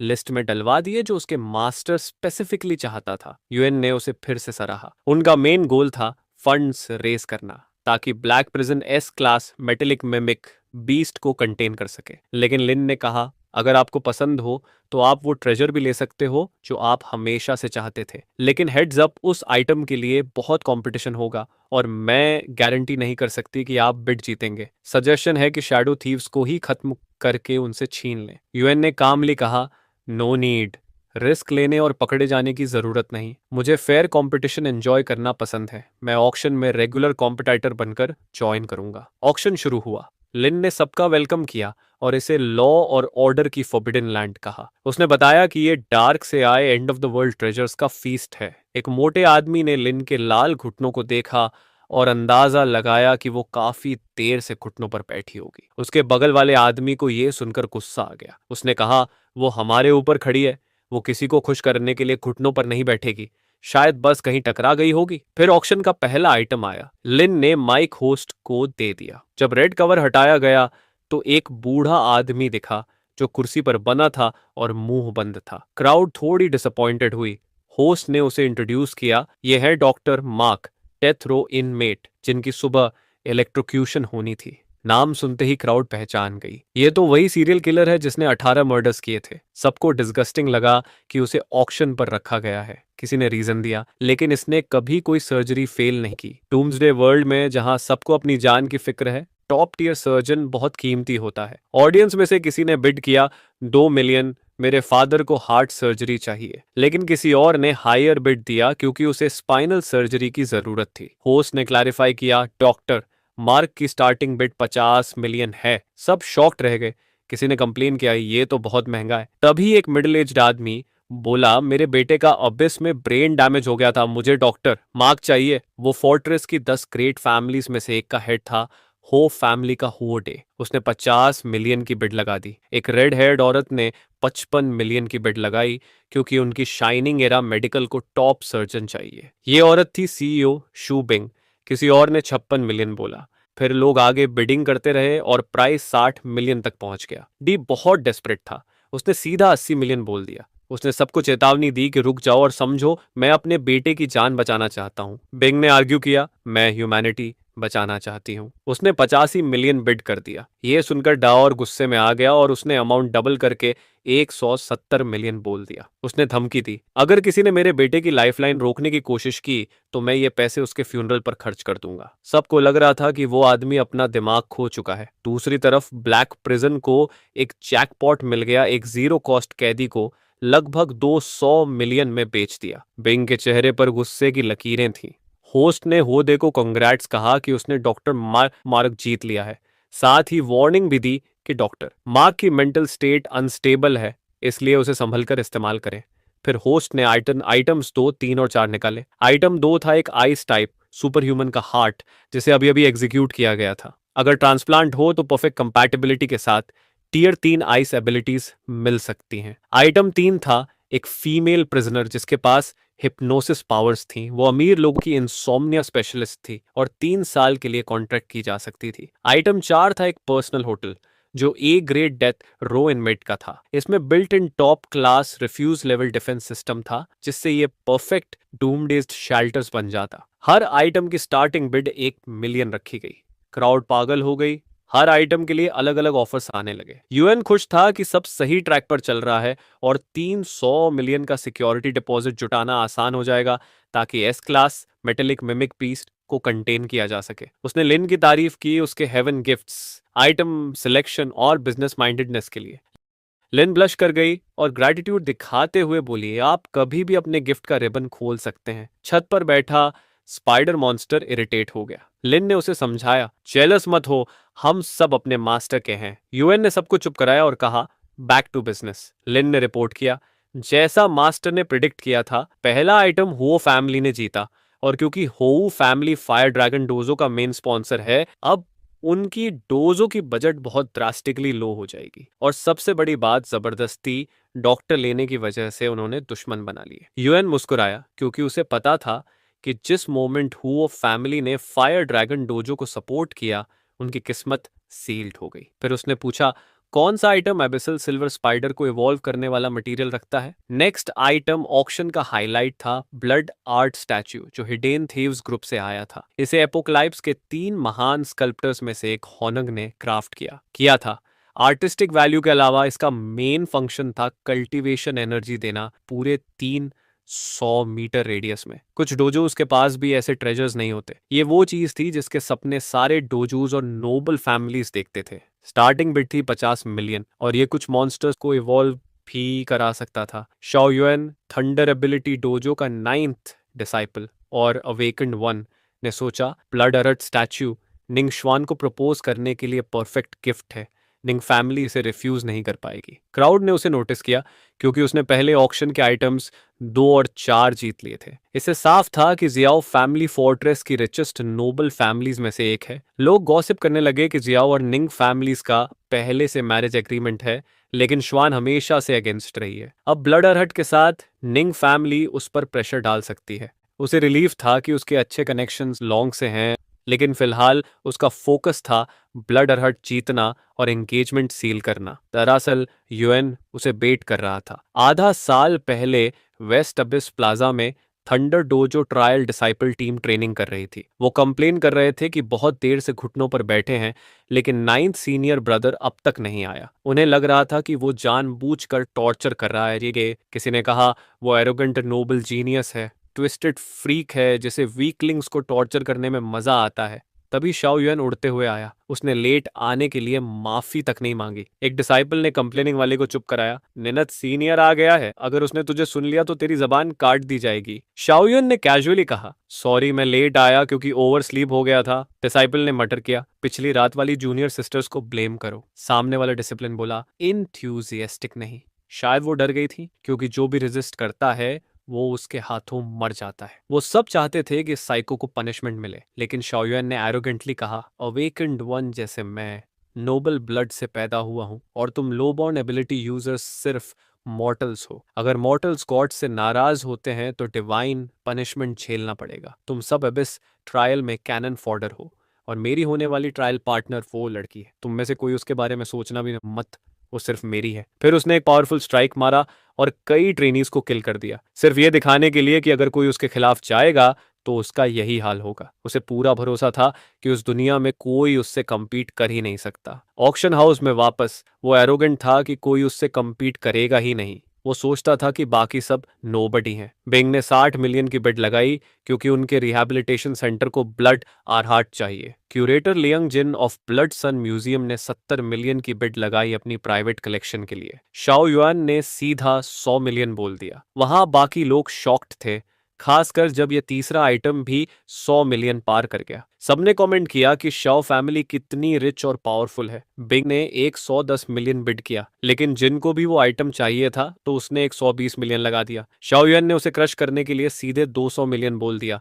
उसे पता था कि जाइन का प्राइवेट म्यूजियम असल में एक एसासिन ट्रेनिंग बेस है। उसने धमकी दी, अगर तुमने मुझे नाराज किया तो मैं कल ही इसे जला दूंगा। और बिंग के बारे में उसे पता था कि वो फाइट नहीं कर पाएगी क्योंकि उसका बजट सिर्फ एक 190 मिलियन तक है। दोनों क्रश्ड दिखे। शाओ युआन ने जोर दिया, जो चीज मैं चाहता हूं उसे कोई मुझसे छीन नहीं सकता। ऑडियंस में बैठी एक औरत ने कहा कि यंग मास्टर जाओ ने डील सील कर ली है। सबको लगा कि जैसा एक्सपेक्टेड था, कोई भी इस एरोगेंट मॉन्स्टर को हरा नहीं सकता, लेकिन लिन ने सबको करेक्ट किया। अभी खत्म नहीं हुआ है। प्राइवेट रूम से वीआईपी ने बिड लगाया है। अमाउंट था 201 मिलियन। यंग मास्टर जाओ ने तुरंत 220 मिलियन बोला। वीआईपी ने 221 मिलियन। शाओ युएन को लगने लगा कि वीआईपी जानबूझकर उसे चिढ़ा रहा है क्योंकि हर बार सिर्फ 1 मिलियन ज्यादा बोल रहा है। वो इरिटेट हो गया और ऑर्गेनाइजर से पूछा, तुम लोग कुछ करोगे भी या नहीं? लिन ने कामली जवाब दिया, ये मिनिमम रिक्वायरमेंट पूरी करता है, ऑक्शन जारी रहेगा। गुस्से में आकर शाओ युएन ने 250 मिलियन बोला। वीआईपी ने फिर 251 मिलियन। जाओ फैमिली का यंग मास्टर 260 मिलियन बोला। वीआईपी ने 261 मिलियन। ये चलता रहा जब तक बिडिंग 300 मिलियन तक नहीं पहुंच गई। शाओ युएन अब पिस्ड था। उसने पूछा कि ये वीआईपी है कौन? उसने कहा, फोर्ट्रेस में शो फैमिली की अभी भी इन्फ्लुएंस है। ये आइटम शाओ और निंग फैमिली की मैरिज अलायंसेस से जुड़ा है। मेरे लिए श्वान से शादी करना क्रूशल है, इसलिए वीआईपी को रिस्पेक्ट दिखाना चाहिए और बिडिंग रोक दे। वीआईपी ने स्क्रीन पर मैसेज फ्लैश किया, तू कौन है मुझसे रिस्पेक्ट मांगने वाला? फिर दूसरा message, get lost. Shao Yuen अब बर्दाश्त नहीं कर पाया और बोला, अवेकेंड वन को नाराज करने का नतीजा भुगतना पड़ेगा। लेकिन उसकी हरकत का नतीजा ये हुआ कि आर्मी ने उस पर बंदूकें तान दी। लिन ने अनाउंस किया, ब्लैक प्रिजन के अपने रूल्स हैं। अगर कोई अवेकेंड भी रूल तोड़ेगा तो उसे ब्लैक रेडिएशन गन्स सप्रेस कर देंगे और अगर ट्रबल किया तो उसकी बिडिंग राइट्स छिन जाएंगी। गुस्से में दांत पीसते हुए शाओ युआन ने 500 मिलियन की बिड लगा दी। युआन ने खुश था क्योंकि उसका ट्रैप अब ट्रिगर हो चुका था। क्राउड शॉक्ड थी। इवन शाओ फैमिली के लिए 500 मिलियन छोटा अमाउंट नहीं था। चिंग को पता था कि ये स्पॉइल्ड ब्रैट की एब्सोल्यूट लिमिट है, लेकिन अब कोई compete नहीं कर सकता था। शाओ युएन ने जोर देकर कहा कि वीआईपी को वहां बैठने का भी हक नहीं है, फिर भी उसने उसे चैलेंज किया। तभी वीआईपी ने मजाक उड़ाते हुए 800 मिलियन बिड कर दिया। क्राउड पागल हो गई। सब सोच रहे थे क्या ब्लड अर्हत वाकई इतना कीमती है। सबको लगा वीआईपी छियाओ युआन से भी ज्यादा क्रेजी है। वीआईपी ने स्क्रीन पर फिर इंसल्ट किया, तू वीकलिंग है, निकल जा। छियाओ युआन का चेहरा गुस्से से लाल हो गया, वेन्स तक बाहर दिखने लगी।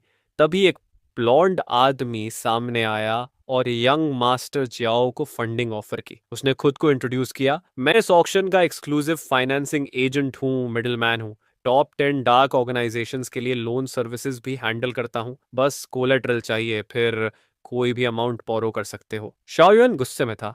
उसे लगा ये लोन शार्क मौके का फायदा उठा रहा है, लेकिन शिंग ने क्लैरिफाई किया, मैं बस मदद कर रहा हूँ और थोड़ी कमीशन कमा रहा हूँ। शिंग के पास इंटेल था कि शाओयुन ने शाओ फैमिली की अबिस की माइंस कंट्रोल कर रखी हैं, लेकिन वो सिर्फ 600 मिलियन तक की फंड्स एक्सेस कर सकता है। शिंग को यह भी पता था कि जाओ फैमिली डेस्परेटली निंग फैमिली से मैरिज अलायंस चाहती है और ब्लड और हार्ट उसका की है। तो उसने सजेस्ट किया, अगर तुम अपनी 2 माइंस को कोलैटरल रखो तो मैं तुम्हें 1 अरब तक लोन दे सकता हूं। लिन ने ऑक्शन की सेकंड कॉल दी, क्या कोई और हायर बिड लगाना चाहता है? शिंग ने शाओ युएन को साइन करने को कहा, फंड्स तुरंत ट्रांसफर हो जाएंगे। वीआईपी ने स्क्रीन पर फिर इंसल्ट डालकर चोक किया। शाओ युएन गुस्से से भड़क गया और पेन उठा लिया। शिंग ने विस्पर किया, मेरे इंटेल के हिसाब से वीआईपी 1.2 बिलियन से ऊपर नहीं जा सकता।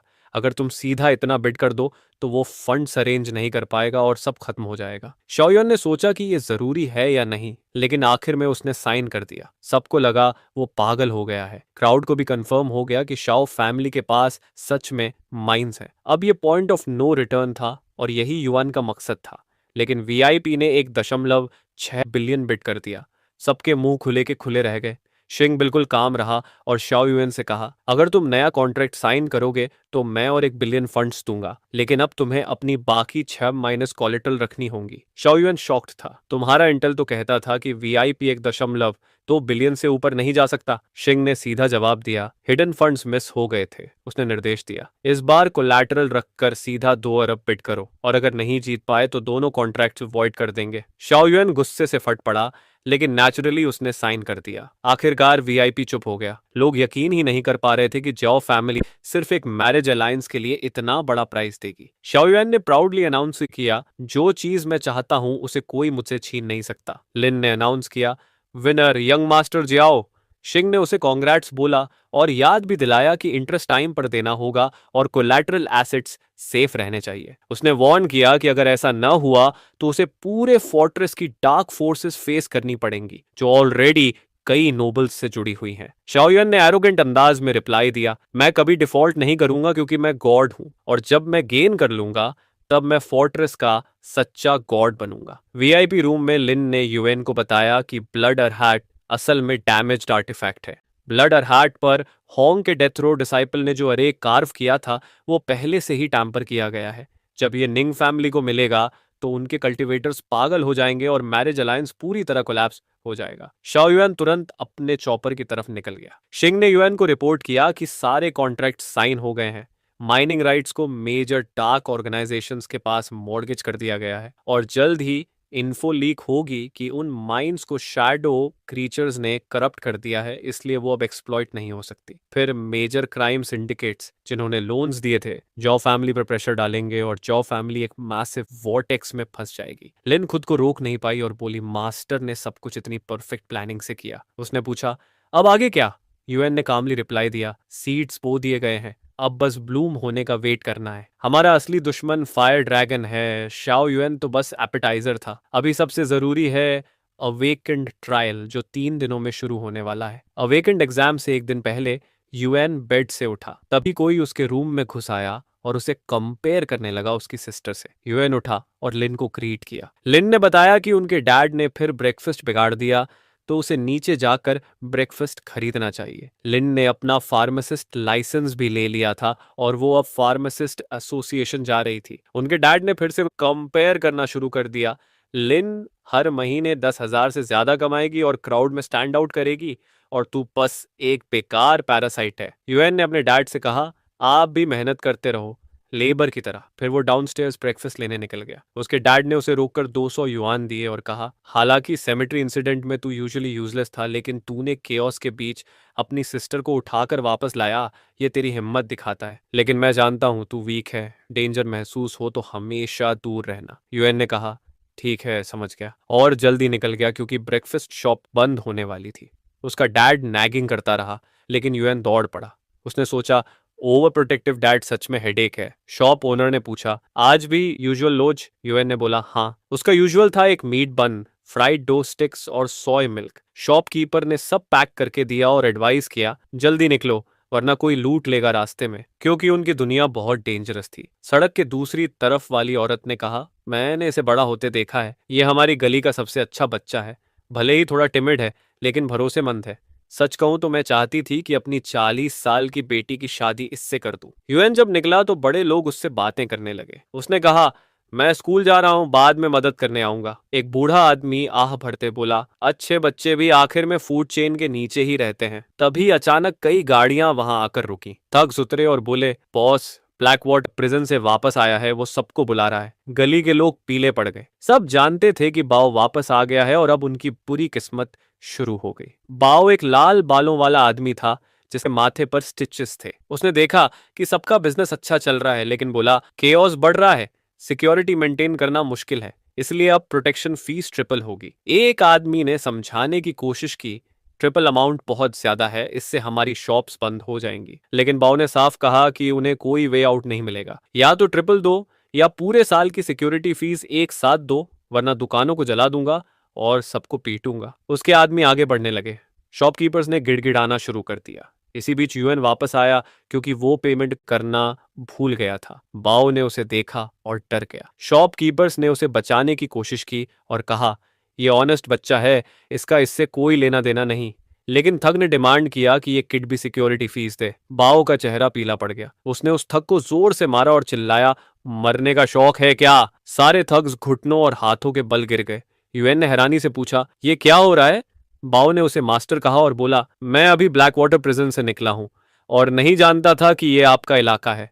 मैंने आपके दोस्तों से पंगा लिया और इसीलिए मुझे मर जाना चाहिए। स्ट्रीट के लोग शॉक्ड रह गए। वो quite honest kid actually underworld boss है। यूएन के मन में बस यही आया, अब तो मेरी इमेज पूरी कोलैप्स हो गई। अब पड़ोसियों का सामना कैसे करूंगा? बाओ ने प्रॉमिस किया कि अगर यूएन उसे माफ कर दे तो वो लॉयल्टी साबित करने के लिए अपना हाथ काट देगा। नेबर्स और शॉक्ड हो गए। यूएन ने बस प्रिटेंड किया कि वो कुछ नहीं जानता और ब्लैंक फेस के साथ बोला, तुमने मुझे किसी और से कंफ्यूज कर दिया है। यूएन ने सजेस्ट किया कि बाओ ने उसे शायद डू समझ लिया, जो अंडरवर्ल्ड का प्रिंस है और उसका क्लासमेट भी है, जिसका उससे काफी रिजेंबलेंस है। बाओ ये सुनते ही पीला पड़ गया। सबॉर्डिनेट होने के नाते उसे पता था कि गलती होना नामुमकिन है, लेकिन उसने यूएन की बात समझ ली और बोला कि ये सब मिसअंडरस्टैंडिंग थी। उसने कहा, एक ऑर्डिनरी स्टूडेंट अंडरवर्ल्ड प्रिंस दाजू नहीं हो सकता। अब मिसअंडरस्टैंडिंग क्लियर हो गई तो मुझे स्कूल जाना चाहिए। उसने अपने लोगों को रिमाइंड किया कि पड़ोसियों को डराना मत। नेबर्स हैरान थे, लेकिन उन्हें विश्वास हो गया कि यूएन को बस उसके क्लासमेट समझ लिया गया था। उनका भरोसा था कि इतना ऑनेस्ट बच्चा गैंगस्टर बॉस का मास्टर हो ही नहीं सकता। हाँ, एक औरत को थोड़ा डाउट था, लेकिन उसने ज्यादा ध्यान नहीं दिया क्योंकि उसे लगा यूएन इतना ऑनेस्ट है कि अंडरवर्ल्ड से उसका कोई लेना देना नहीं। असल में युआन छिपकर सब सुन रहा था और वहीं गैंगस्टर्स उसके प्रेजेंस से नर्वस खड़े थे। फिर उसने बाओ को घूरते हुए पूछा, तुम्हें किसने परमिशन दी मुझे मास्टर कहने की? यह सुनकर बाओ शॉक्ड रह गया। उसने एडमिट किया कि वार्डन उसे मास्टर कहता है, लेकिन उसे एहसास हुआ कि वो खुद क्वालिफाइड नहीं है ऐसा कहने के लिए और इसके लिए पनिशमेंट डिजर्व करता है। यूएन थोड़ा डिसअपॉइंटेड हुआ और बोला कि उसने उसे ब्लैक प्रिजन से रिलीज इसलिए किया था कि वो बड़े काम करे, लेकिन वो प्रोटेक्शन फीस इकट्ठा करने में ही उलझा हुआ है। उसने उसे रिमाइंड किया कि उसका नया काम है सीक्रेटली उसके फैमिली और नेबर्स की प्रोटेक्शन करना। बाओ और उसके लोग झुक गए और कसम खाई कि युंगशन स्ट्रीट के रेजिडेंट्स की जान देकर भी रक्षा करेंगे। गीवे एकेडमी में योन भागता हुआ पहुंच रहा था, तभी स्ट्रीट स्वीपर ने उसे बुलाया। उसने बताया कि एकेडमी को टेम्पररी जैनिटर्स की कमी है। उसने सुपरवाइजर से बात करके युआन के लिए एक स्पॉट फिक्स कर दिया ताकि वो फैमिली की मदद के लिए पैसा कमा सके। यूएन ने उसे थैंक्स बोला और कहा कि क्लास के बाद वो उसे ढूंढेगा। अंकल ने उसे याद दिलाया कि ये स्टूडेंट्स के लिए अच्छा मौका है और पे भी अच्छी है, तो मिस मत करना। वो हैरान रह गया जब यूएन अचानक गायब हो गया। असल में यूएन सामने खड़ी कार में बैठ चुका था। उसने उस आदमी से कहा, जल्दी बोलो जो बोलना है, मुझे स्कूल वापस जाकर लीव मांगनी है। शिंग ने रिपोर्ट दी, फाइनेंशियल प्रॉब्लम्स की वजह से फायर ड्रैगन हॉल ने कुछ नॉन कोर एसेट्स बेच दिए। इस तरह मैंने जीओए एकेडमी अक्वायर कर ली।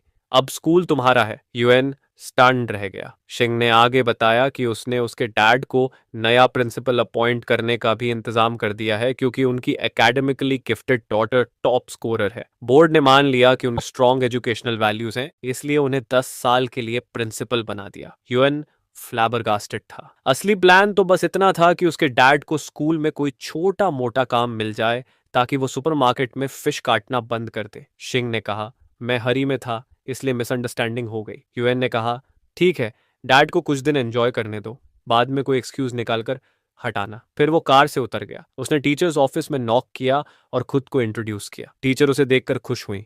उन्होंने पूछा, तुम पिछले कुछ दिनों से कहाँ थे? मैं तुम्हें ढूंढ नहीं पाई। तुम ऑनेस्ट बच्चे हो तो मुझे लगा कुछ बुरा हुआ होगा। यूएन ने कहा, मैं ठीक हूँ, मुझे एक बीमार रिलेटिव का ख्याल रखना था। टीचर को राहत मिली।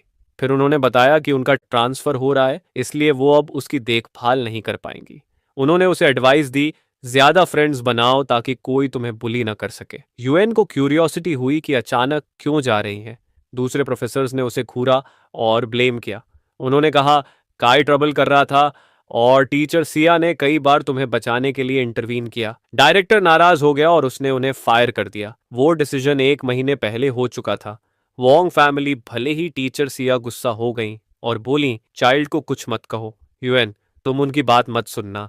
यूएन ने कामली कहा, अगर आप नहीं जाना चाहती तो कोई आपको फोर्स नहीं कर सकता। टीचर्स ने मजाक उड़ाया, तू तो बस गरीब बच्चा है और बड़ी बड़ी बातें करता है। असली पावर डायरेक्टर जियाओ के पास है। पूरी स्कूल मैनेजमेंट उसके साथ है। तू उसका डिसीजन ओवरटर्न नहीं कर सकता। यूएन ने जवाब दिया, मुझे उसका डिसीजन लेने की जरूरत ही नहीं है। वो खुद निकल जाएगा और अगर पूरी मैनेजमेंट उसकी साइड में है तो पूरी टीम को फायर कर दूंगा। 3 दिन बाद पूरी स्कूल मैनेजमेंट टीम अचानक फायर कर दी गई। सिर्फ टीचर जेया ही बची। सनी वेदर में यूएन रूफटॉप पर सो रहा था। उसका क्लासमेट ने उसे जगाया और बताया कि एक सीनियर सिस्टर गुस्से में है। वो फायरी टेम्पर के लिए जानी जाती थी। तो क्लासमेट डर रहा था कि युआन को विप न कर दे अगर उसने उसे नाराज कर दिया। युएन ने समझाया, मैं सिस्टर लू की शॉप में लेट तक मदद कर रहा था, इसलिए यहाँ सो गया। उसने क्लासमेट को थैंक यू बोला। क्लासमेट ने बताया कि सीनियर सिस्टर आधा साल पहले खुद अवेकन हो सकती थी, लेकिन उसने रैंक बढ़ाना रोक दिया ताकि जूनियर ब्रदर्स को लीड करके एग्जाम में ले जा सके। उसका मकसद था थंडर क्लैप हॉल के लिए एक और अवेकनिंग स्टोन जीतना। इसलिए भले ही उसका टेम्पर फायरी है, लेकिन सब उसका रिस्पेक्ट करते हैं। अब इस नंबर 9 एंट्रेंस पर सीनियर सिस्टर ने सबको डांटा, तुम सब फूल्स हो, इम्प्रूवमेंट करने से मना करते हो, तुम्हें सुपीरियर्स से पहले पहुंचना था। ये थी सीनियर सिस्टर मू रंगियन।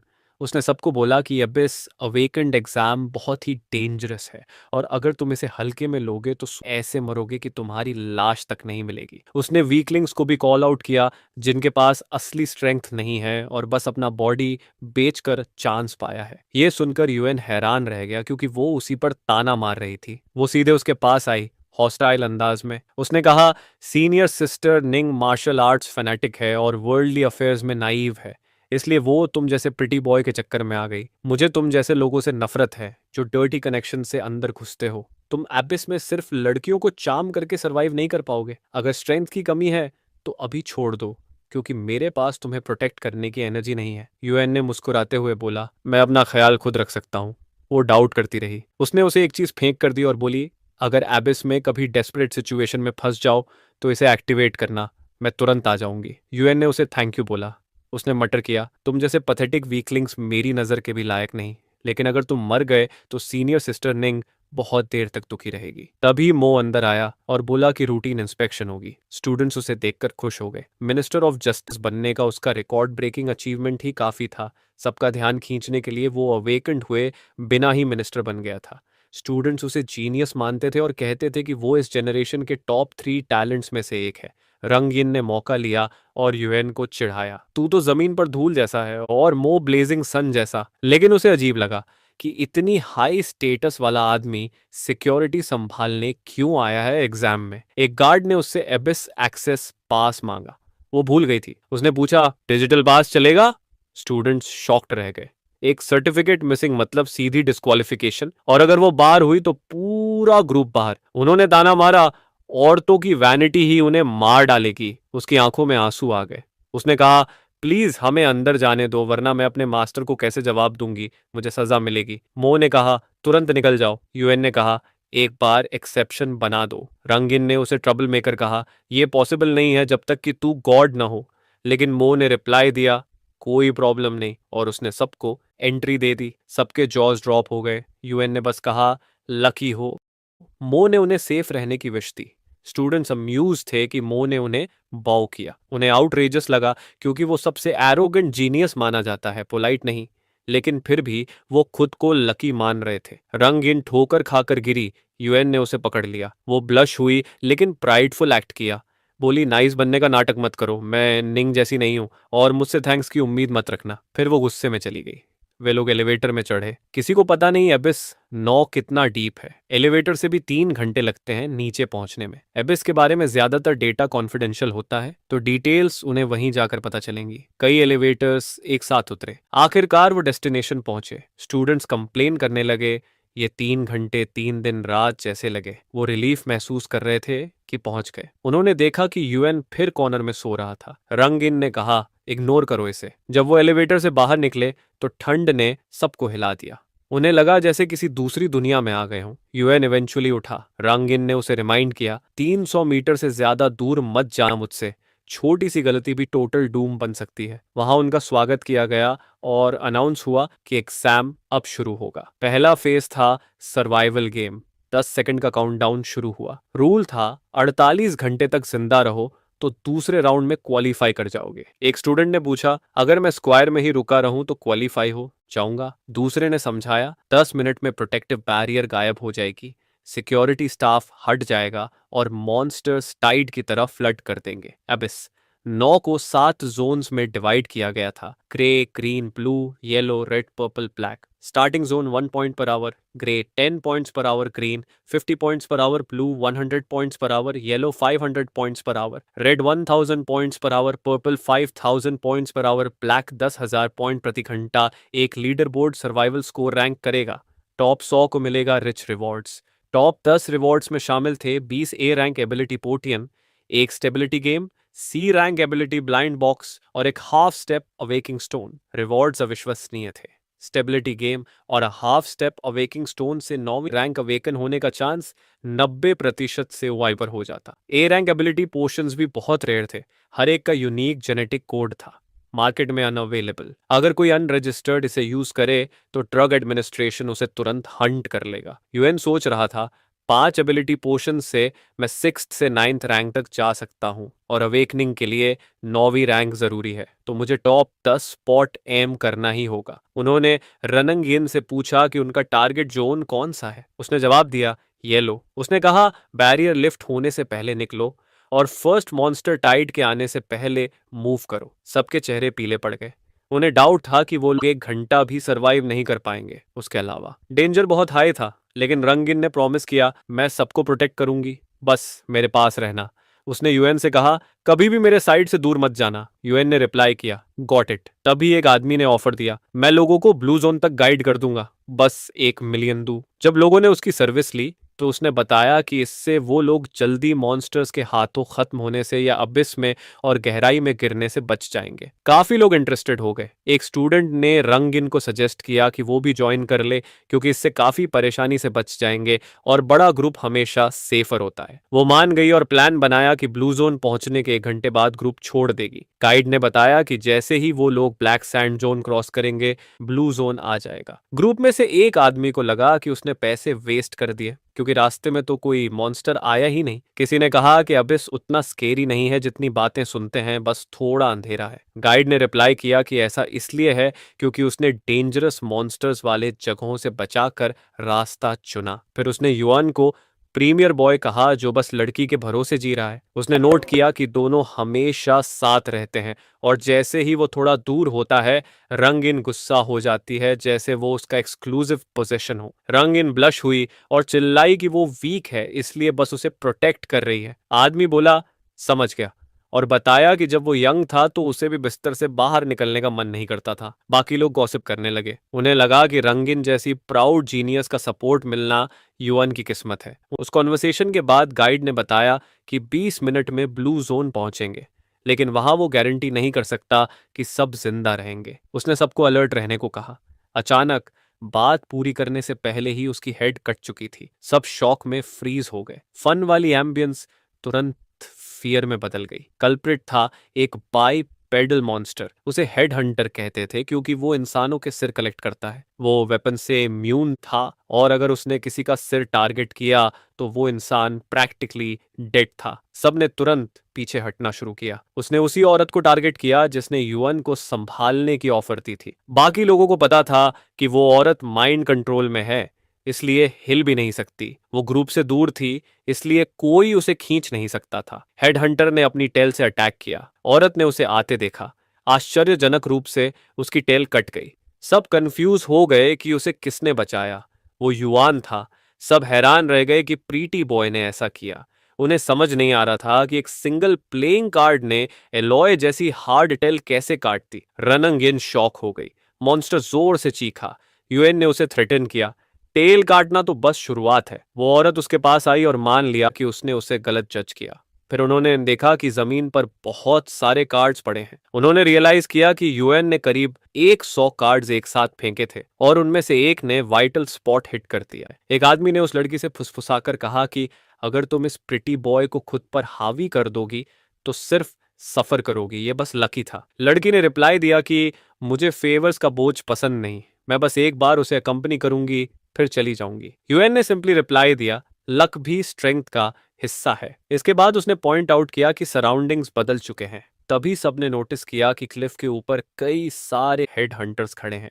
सब डर गए कि यहाँ तो बहुत बड़ी संख्या है और वो धीरे धीरे सराउंड हो रहे हैं। बैड लक से वो एक मैसिव हंटिंग मॉन्स्टर स्वॉर्म में फंस गए थे। सब पैनिक हो गए क्योंकि उन्हें ये एक्सपेक्ट नहीं था, खासकर जब वो अभी ग्रीन जोन में ही थे। उन्हें समझ आ गया कि मॉन्स्टर्स को ह्यूमन जोन्स की परवाह नहीं। युवन जानता था कि दसियों हजार हेड हंटर्स से लड़ना पॉसिबल नहीं। अब उनका एक ही ऑप्शन था, ब्रेक थ्रू करना, स्ट्रेंथ गैदर करना और एक ब्लडी पाथ कार्व करना, इससे पहले कि पूरा हॉर्ड उन्हें घेर ले। रांगिन ने डिसाइड किया कि चार्ज करना होगा। उसने थंडरक्लैप डिसाइपल्स को ऑर्डर दिया कि सब उसके पीछे फॉलो करें। उसने बाकियों को भी बोला कि उनके साथ चार्ज करो। सर्वाइव करना या मरना अब उनकी किस्मत पर डिपेंड करेगा। सब चार्ज कर गए। रांगिन ने अपनी मासिव सोर्ड से मॉन्स्टर्स को स्ले करना शुरू किया। लोग उसे देखकर कमेंट करने लगे कि हेवन उसे फेवर करता है, तभी वो एक ही वार में हेडहंटर को मार देती है। उसने ओपनिंग बनाई और सब लोग उसके पीछे चल पड़े।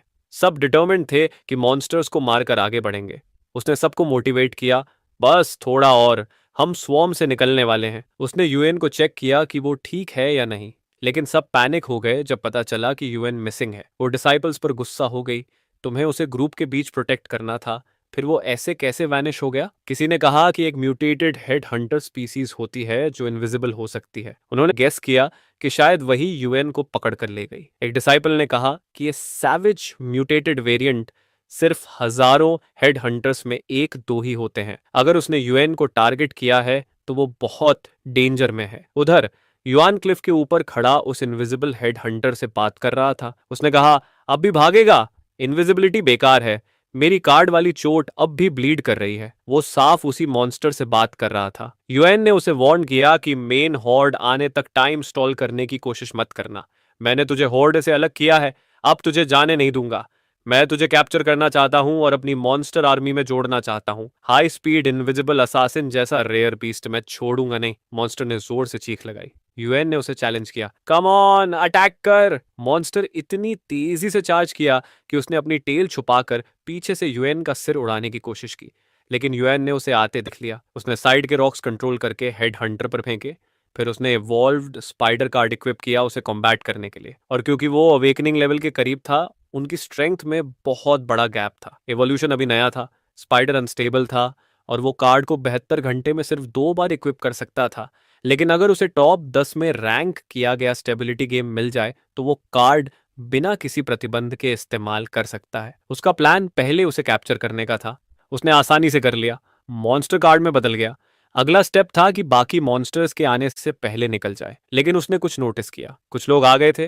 वो लोग एक खास यूनिफॉर्म पहने हुए थे। वो लोग म्यूटेटेड मॉन्स्टर की ऑरा की वजह से वहां आए थे, लेकिन हैरान थे कि वो ऑरा वैनिश हो चुका है। ये लोग रैंक 1 हॉल ब्लैक गोल्ड के टॉप 5 अवेकेंड बीइंग्स थे। उन्होंने अपनी पावर सप्रेस करके एबिस में स्नीक किया था और मिलकर मॉन्स्टर्स को ड्राइव करके स्टैम्पीड ट्रिगर किया था, सिर्फ इनविजिबल म्यूटेटेड हेड हंटर को हंट करने के लिए। इतनी मेहनत के बाद वो इसे जाने नहीं देने वाले थे। यूएन एक रॉक के पीछे छिपकर उनकी बातें सुनने लगा। उसे पता था कि black gold hall dark path follow करता है और ये सिर्फ इलीट के लिए रिजर्व है। जब उसने देखा कि पांचों टॉप अवेकेंड बीइंग्स एक साथ आए हैं, उसे समझ आया कि बात बहुत सीरियस है। ब्लैक गोल्ड के एक आदमी ने कहा कि म्यूटेटेड मॉन्स्टर पूरी फोर्ट्रेस का फ्यूचर तय करेगा, इसलिए उसे कैप्चर करना ही होगा, चाहे इसके लिए सब कंटेस्टेंट्स को मारना पड़े। दूसरे ने अश्योर किया कि मॉन्स्टर भाग नहीं सकता, वो यहीं आसपास है। लीडर ने सबको ऑर्डर दिया कि रॉकी फॉरेस्ट से सर्च शुरू करो और पूरी तरह छानबीन करो। जैसे ही वो लोग आगे बढ़े, युआन ने राहत की सांस ली कि फिलहाल वो सेफ है। लेकिन उसके मन में क्यूरियोसिटी थी कि आखिर ये म्यूटेटेड मॉन्स्टर इतना इंपॉर्टेंट क्यों है। तभी कोई उसके पास आकर बोला, सोच रहे हो सेफ हो गए? फिर सब उसके सामने आ गए। उनमें से एक के पास होलोग्राफिक स्कैनिंग एबिलिटी थी और उसके लिए ऐसे छिपे हुए चूहे को ढूंढना आसान था। उन्होंने सोचा कि ये रैट कितना ओवरहियर कर चुका है उनकी बात, लेकिन उन्हें परवाह नहीं थी। चाहे जितना सुना हो, उसे डिस्ट्रॉय करना ही है। उन्होंने युआन को नीचा समझा और इंटरोगेट करने की जरूरत भी नहीं समझी, बस मारने का सोचा। युआन को समझ आ गया कि उसका फेट सील्ड है, वो उसे बोलने का मौका भी नहीं देंगे। उन्होंने कहा कि इस दुनिया में सर्वाइवल ऑफ द फिटेस्ट है और वीक के लिए बेगिंग भी बेकार है। तभी यूएन ने एक टेरिफाइंग ऑरा छोड़ा और बोला, जाओ मेरी करंट पावर लेवल स्कैन करके देख लो। ब्लैक गोल्ड वाले शॉक में आ गए। उन्होंने देखा कि उसकी स्पिरिचुअल पावर अवेकनिंग लेवल पर है। उनके लिए ये इमेजिन करना भी इम्पॉसिबल था, क्योंकि उन्हें अवेकनिंग लेवल की पावर रीगेन करने में कम से कम 10 मिनट लगते हैं। यूएन ने बताया कि उसे स्पाइडर कार्ड इक्विप करने में 1 सेकंड से भी कम लगता है। फिर उसने उन्हें चैलेंज किया, 10 सेकंड में मुझ पर अटैक करके देखो। भले ही वो लोग अपनी स्ट्रेंथ अनसील नहीं कर पा रहे थे, फिर भी सबने मिलकर चार्ज करने का डिसाइड किया उसे मारने के लिए। लेकिन युआन ने फैसला किया कि वो मदद करेगा, सब अनसील कर दूंगा। उसने साइकिक इंटीग्रेशन यूज किया और उनके बॉडीज क्यूब क्यूब होकर कट गए। सबके चेहरे सफेद पड़ गए। युआन ने इतना ज्यादा साइकिक एनर्जी यूज किया कि सील तोड़ी ही नहीं, बॉडी भी डिसइंटीग्रेट कर दी। ब्लैक गोल्ड का एक मेंबर अभी भी जिंदा था। यूएन ने सोचा कि उससे इंटेरोगेशन करेगा। उससे बोला, अगर अच्छे से बिहेव करोगे तो जान बख्श दूंगा। वो आदमी घमंडी था, बोला कि वो एक डिग्निफाइड हाई रैंक अवेकेंड है और खिलौना नहीं बनेगा। वो भागने लगा, लेकिन उसे लगा कि उसकी स्पीड कम हो गई है। यूएन ने रिवील किया कि जब उसने दूसरों की सील तोड़ी, उसी समय उस पर स्लोइंग सील डाल दिया था। उसने बोला, तुम कभी ओबे नहीं करोगे तो अब मर जाओ। उसने हेड हंटर को कार्ड से रिलीज कर दिया। वो आदमी शॉक में था कि इनविजिबल म्यूटेटेड मॉन्स्टर उसके सामने है। यूएन ने उसका मजाक उड़ाते हुए बोला, कंग्रेट्स, तुम्हें वही मॉन्स्टर मिल गया जिसे तुम लोग ढूंढ रहे थे। फिर मॉन्स्टर ने उसका सिर काट दिया। हेड हंटर वापस युआन के पास आया और उस आदमी की बॉडी ड्रैग करके ले आया। युआन डिटर्मिन्ड था कि हेड हंटर का सीक्रेट जरूर पता लगाएगा। उसने कॉप्सेस को अपने कॉप्स वाइन के फ्यूल के तौर पर यूज किया। हेडलेस बॉडीज की एनर्जी अब्सॉर्ब कर ली गई। अवेकेंड बीइंग्स के फ्रेश कॉप्सेस एनर्जी से भरे होते हैं। यूएन ने अंदाजा लगाया कि एग्जाम खत्म होने से पहले ही कॉर्प्स वाइन मैट्रियार्क एक और बार इवॉल्व कर जाएगी। वो ग्रुप के पास वापस गया। जब वो रंगीन से मिला तो उसने उसे प्रिंसेस की तरह उठाया और बोला कि उससे 100 मीटर से ज्यादा दूर मत जाना। उसने कहा कि अगर वो मॉन्स्टर टाइड के पास उसे पीछे छोड़ देती तो वो कब का मर चुका होता। यूएन ने उसे धन्यवाद दिया कि उसने अबैंडन नहीं किया। उसने रीजन दिया कि उसे हाइपोग्लाइसेमिया हो गया था और वीकनेस की वजह से गिर पड़ा, इसलिए टीम के साथ पेस नहीं रख पाया। वो ब्लश हुआ जब रंगयिन ने कहा, मुझे कसकर पकड़ो, अब स्पीड बढ़ानी होगी। उन्हें जल्दी से मॉन्स्टर टाइड से निकलना था। पीछे डिसाइपल्स पूरी स्पीड से भाग रहे थे और सोच रहे थे कि वो दोनों कपल की तरह फ्लर्ट कर रहे हैं। उन्हें जेलसी हो रही थी कि गॉडेस जैसी लड़की यूएन को प्रोटेक्ट कर रही है। उन्होंने स्पीड और बढ़ा दी। यूएन ने रंगयिन को बोला कि उसकी हाइपोग्लाइसीमिया अब ठीक है और वो खुद चल सकता है, लेकिन उसने उसे चुप करा दिया। उसे फील हुआ कि कुछ पीछे आ रहा है। ब्लैक मायास्मा उनका पीछा कर रही थी। उसने सबको बताया कि मॉन्स्टर्स के अलावा डिजास्टर्स भी होते हैं जो कंफ्यूजन पैदा करते हैं, इसलिए सबको अलर्ट रहना होगा। ब्लैक मायास्मा कोई मॉन्स्टर नहीं बल्कि डिजास्टर थी। उसने सबको कहा कि शार्प रहो और स्पीड बढ़ाओ ताकि उस एरिया से बाहर निकल सको। यूएन ने उसके बारे में कुछ रियलाइज किया। इसी के साथ ये पार्ट यही खत्म होता है। तो मिलते हैं अगले वीडियो में।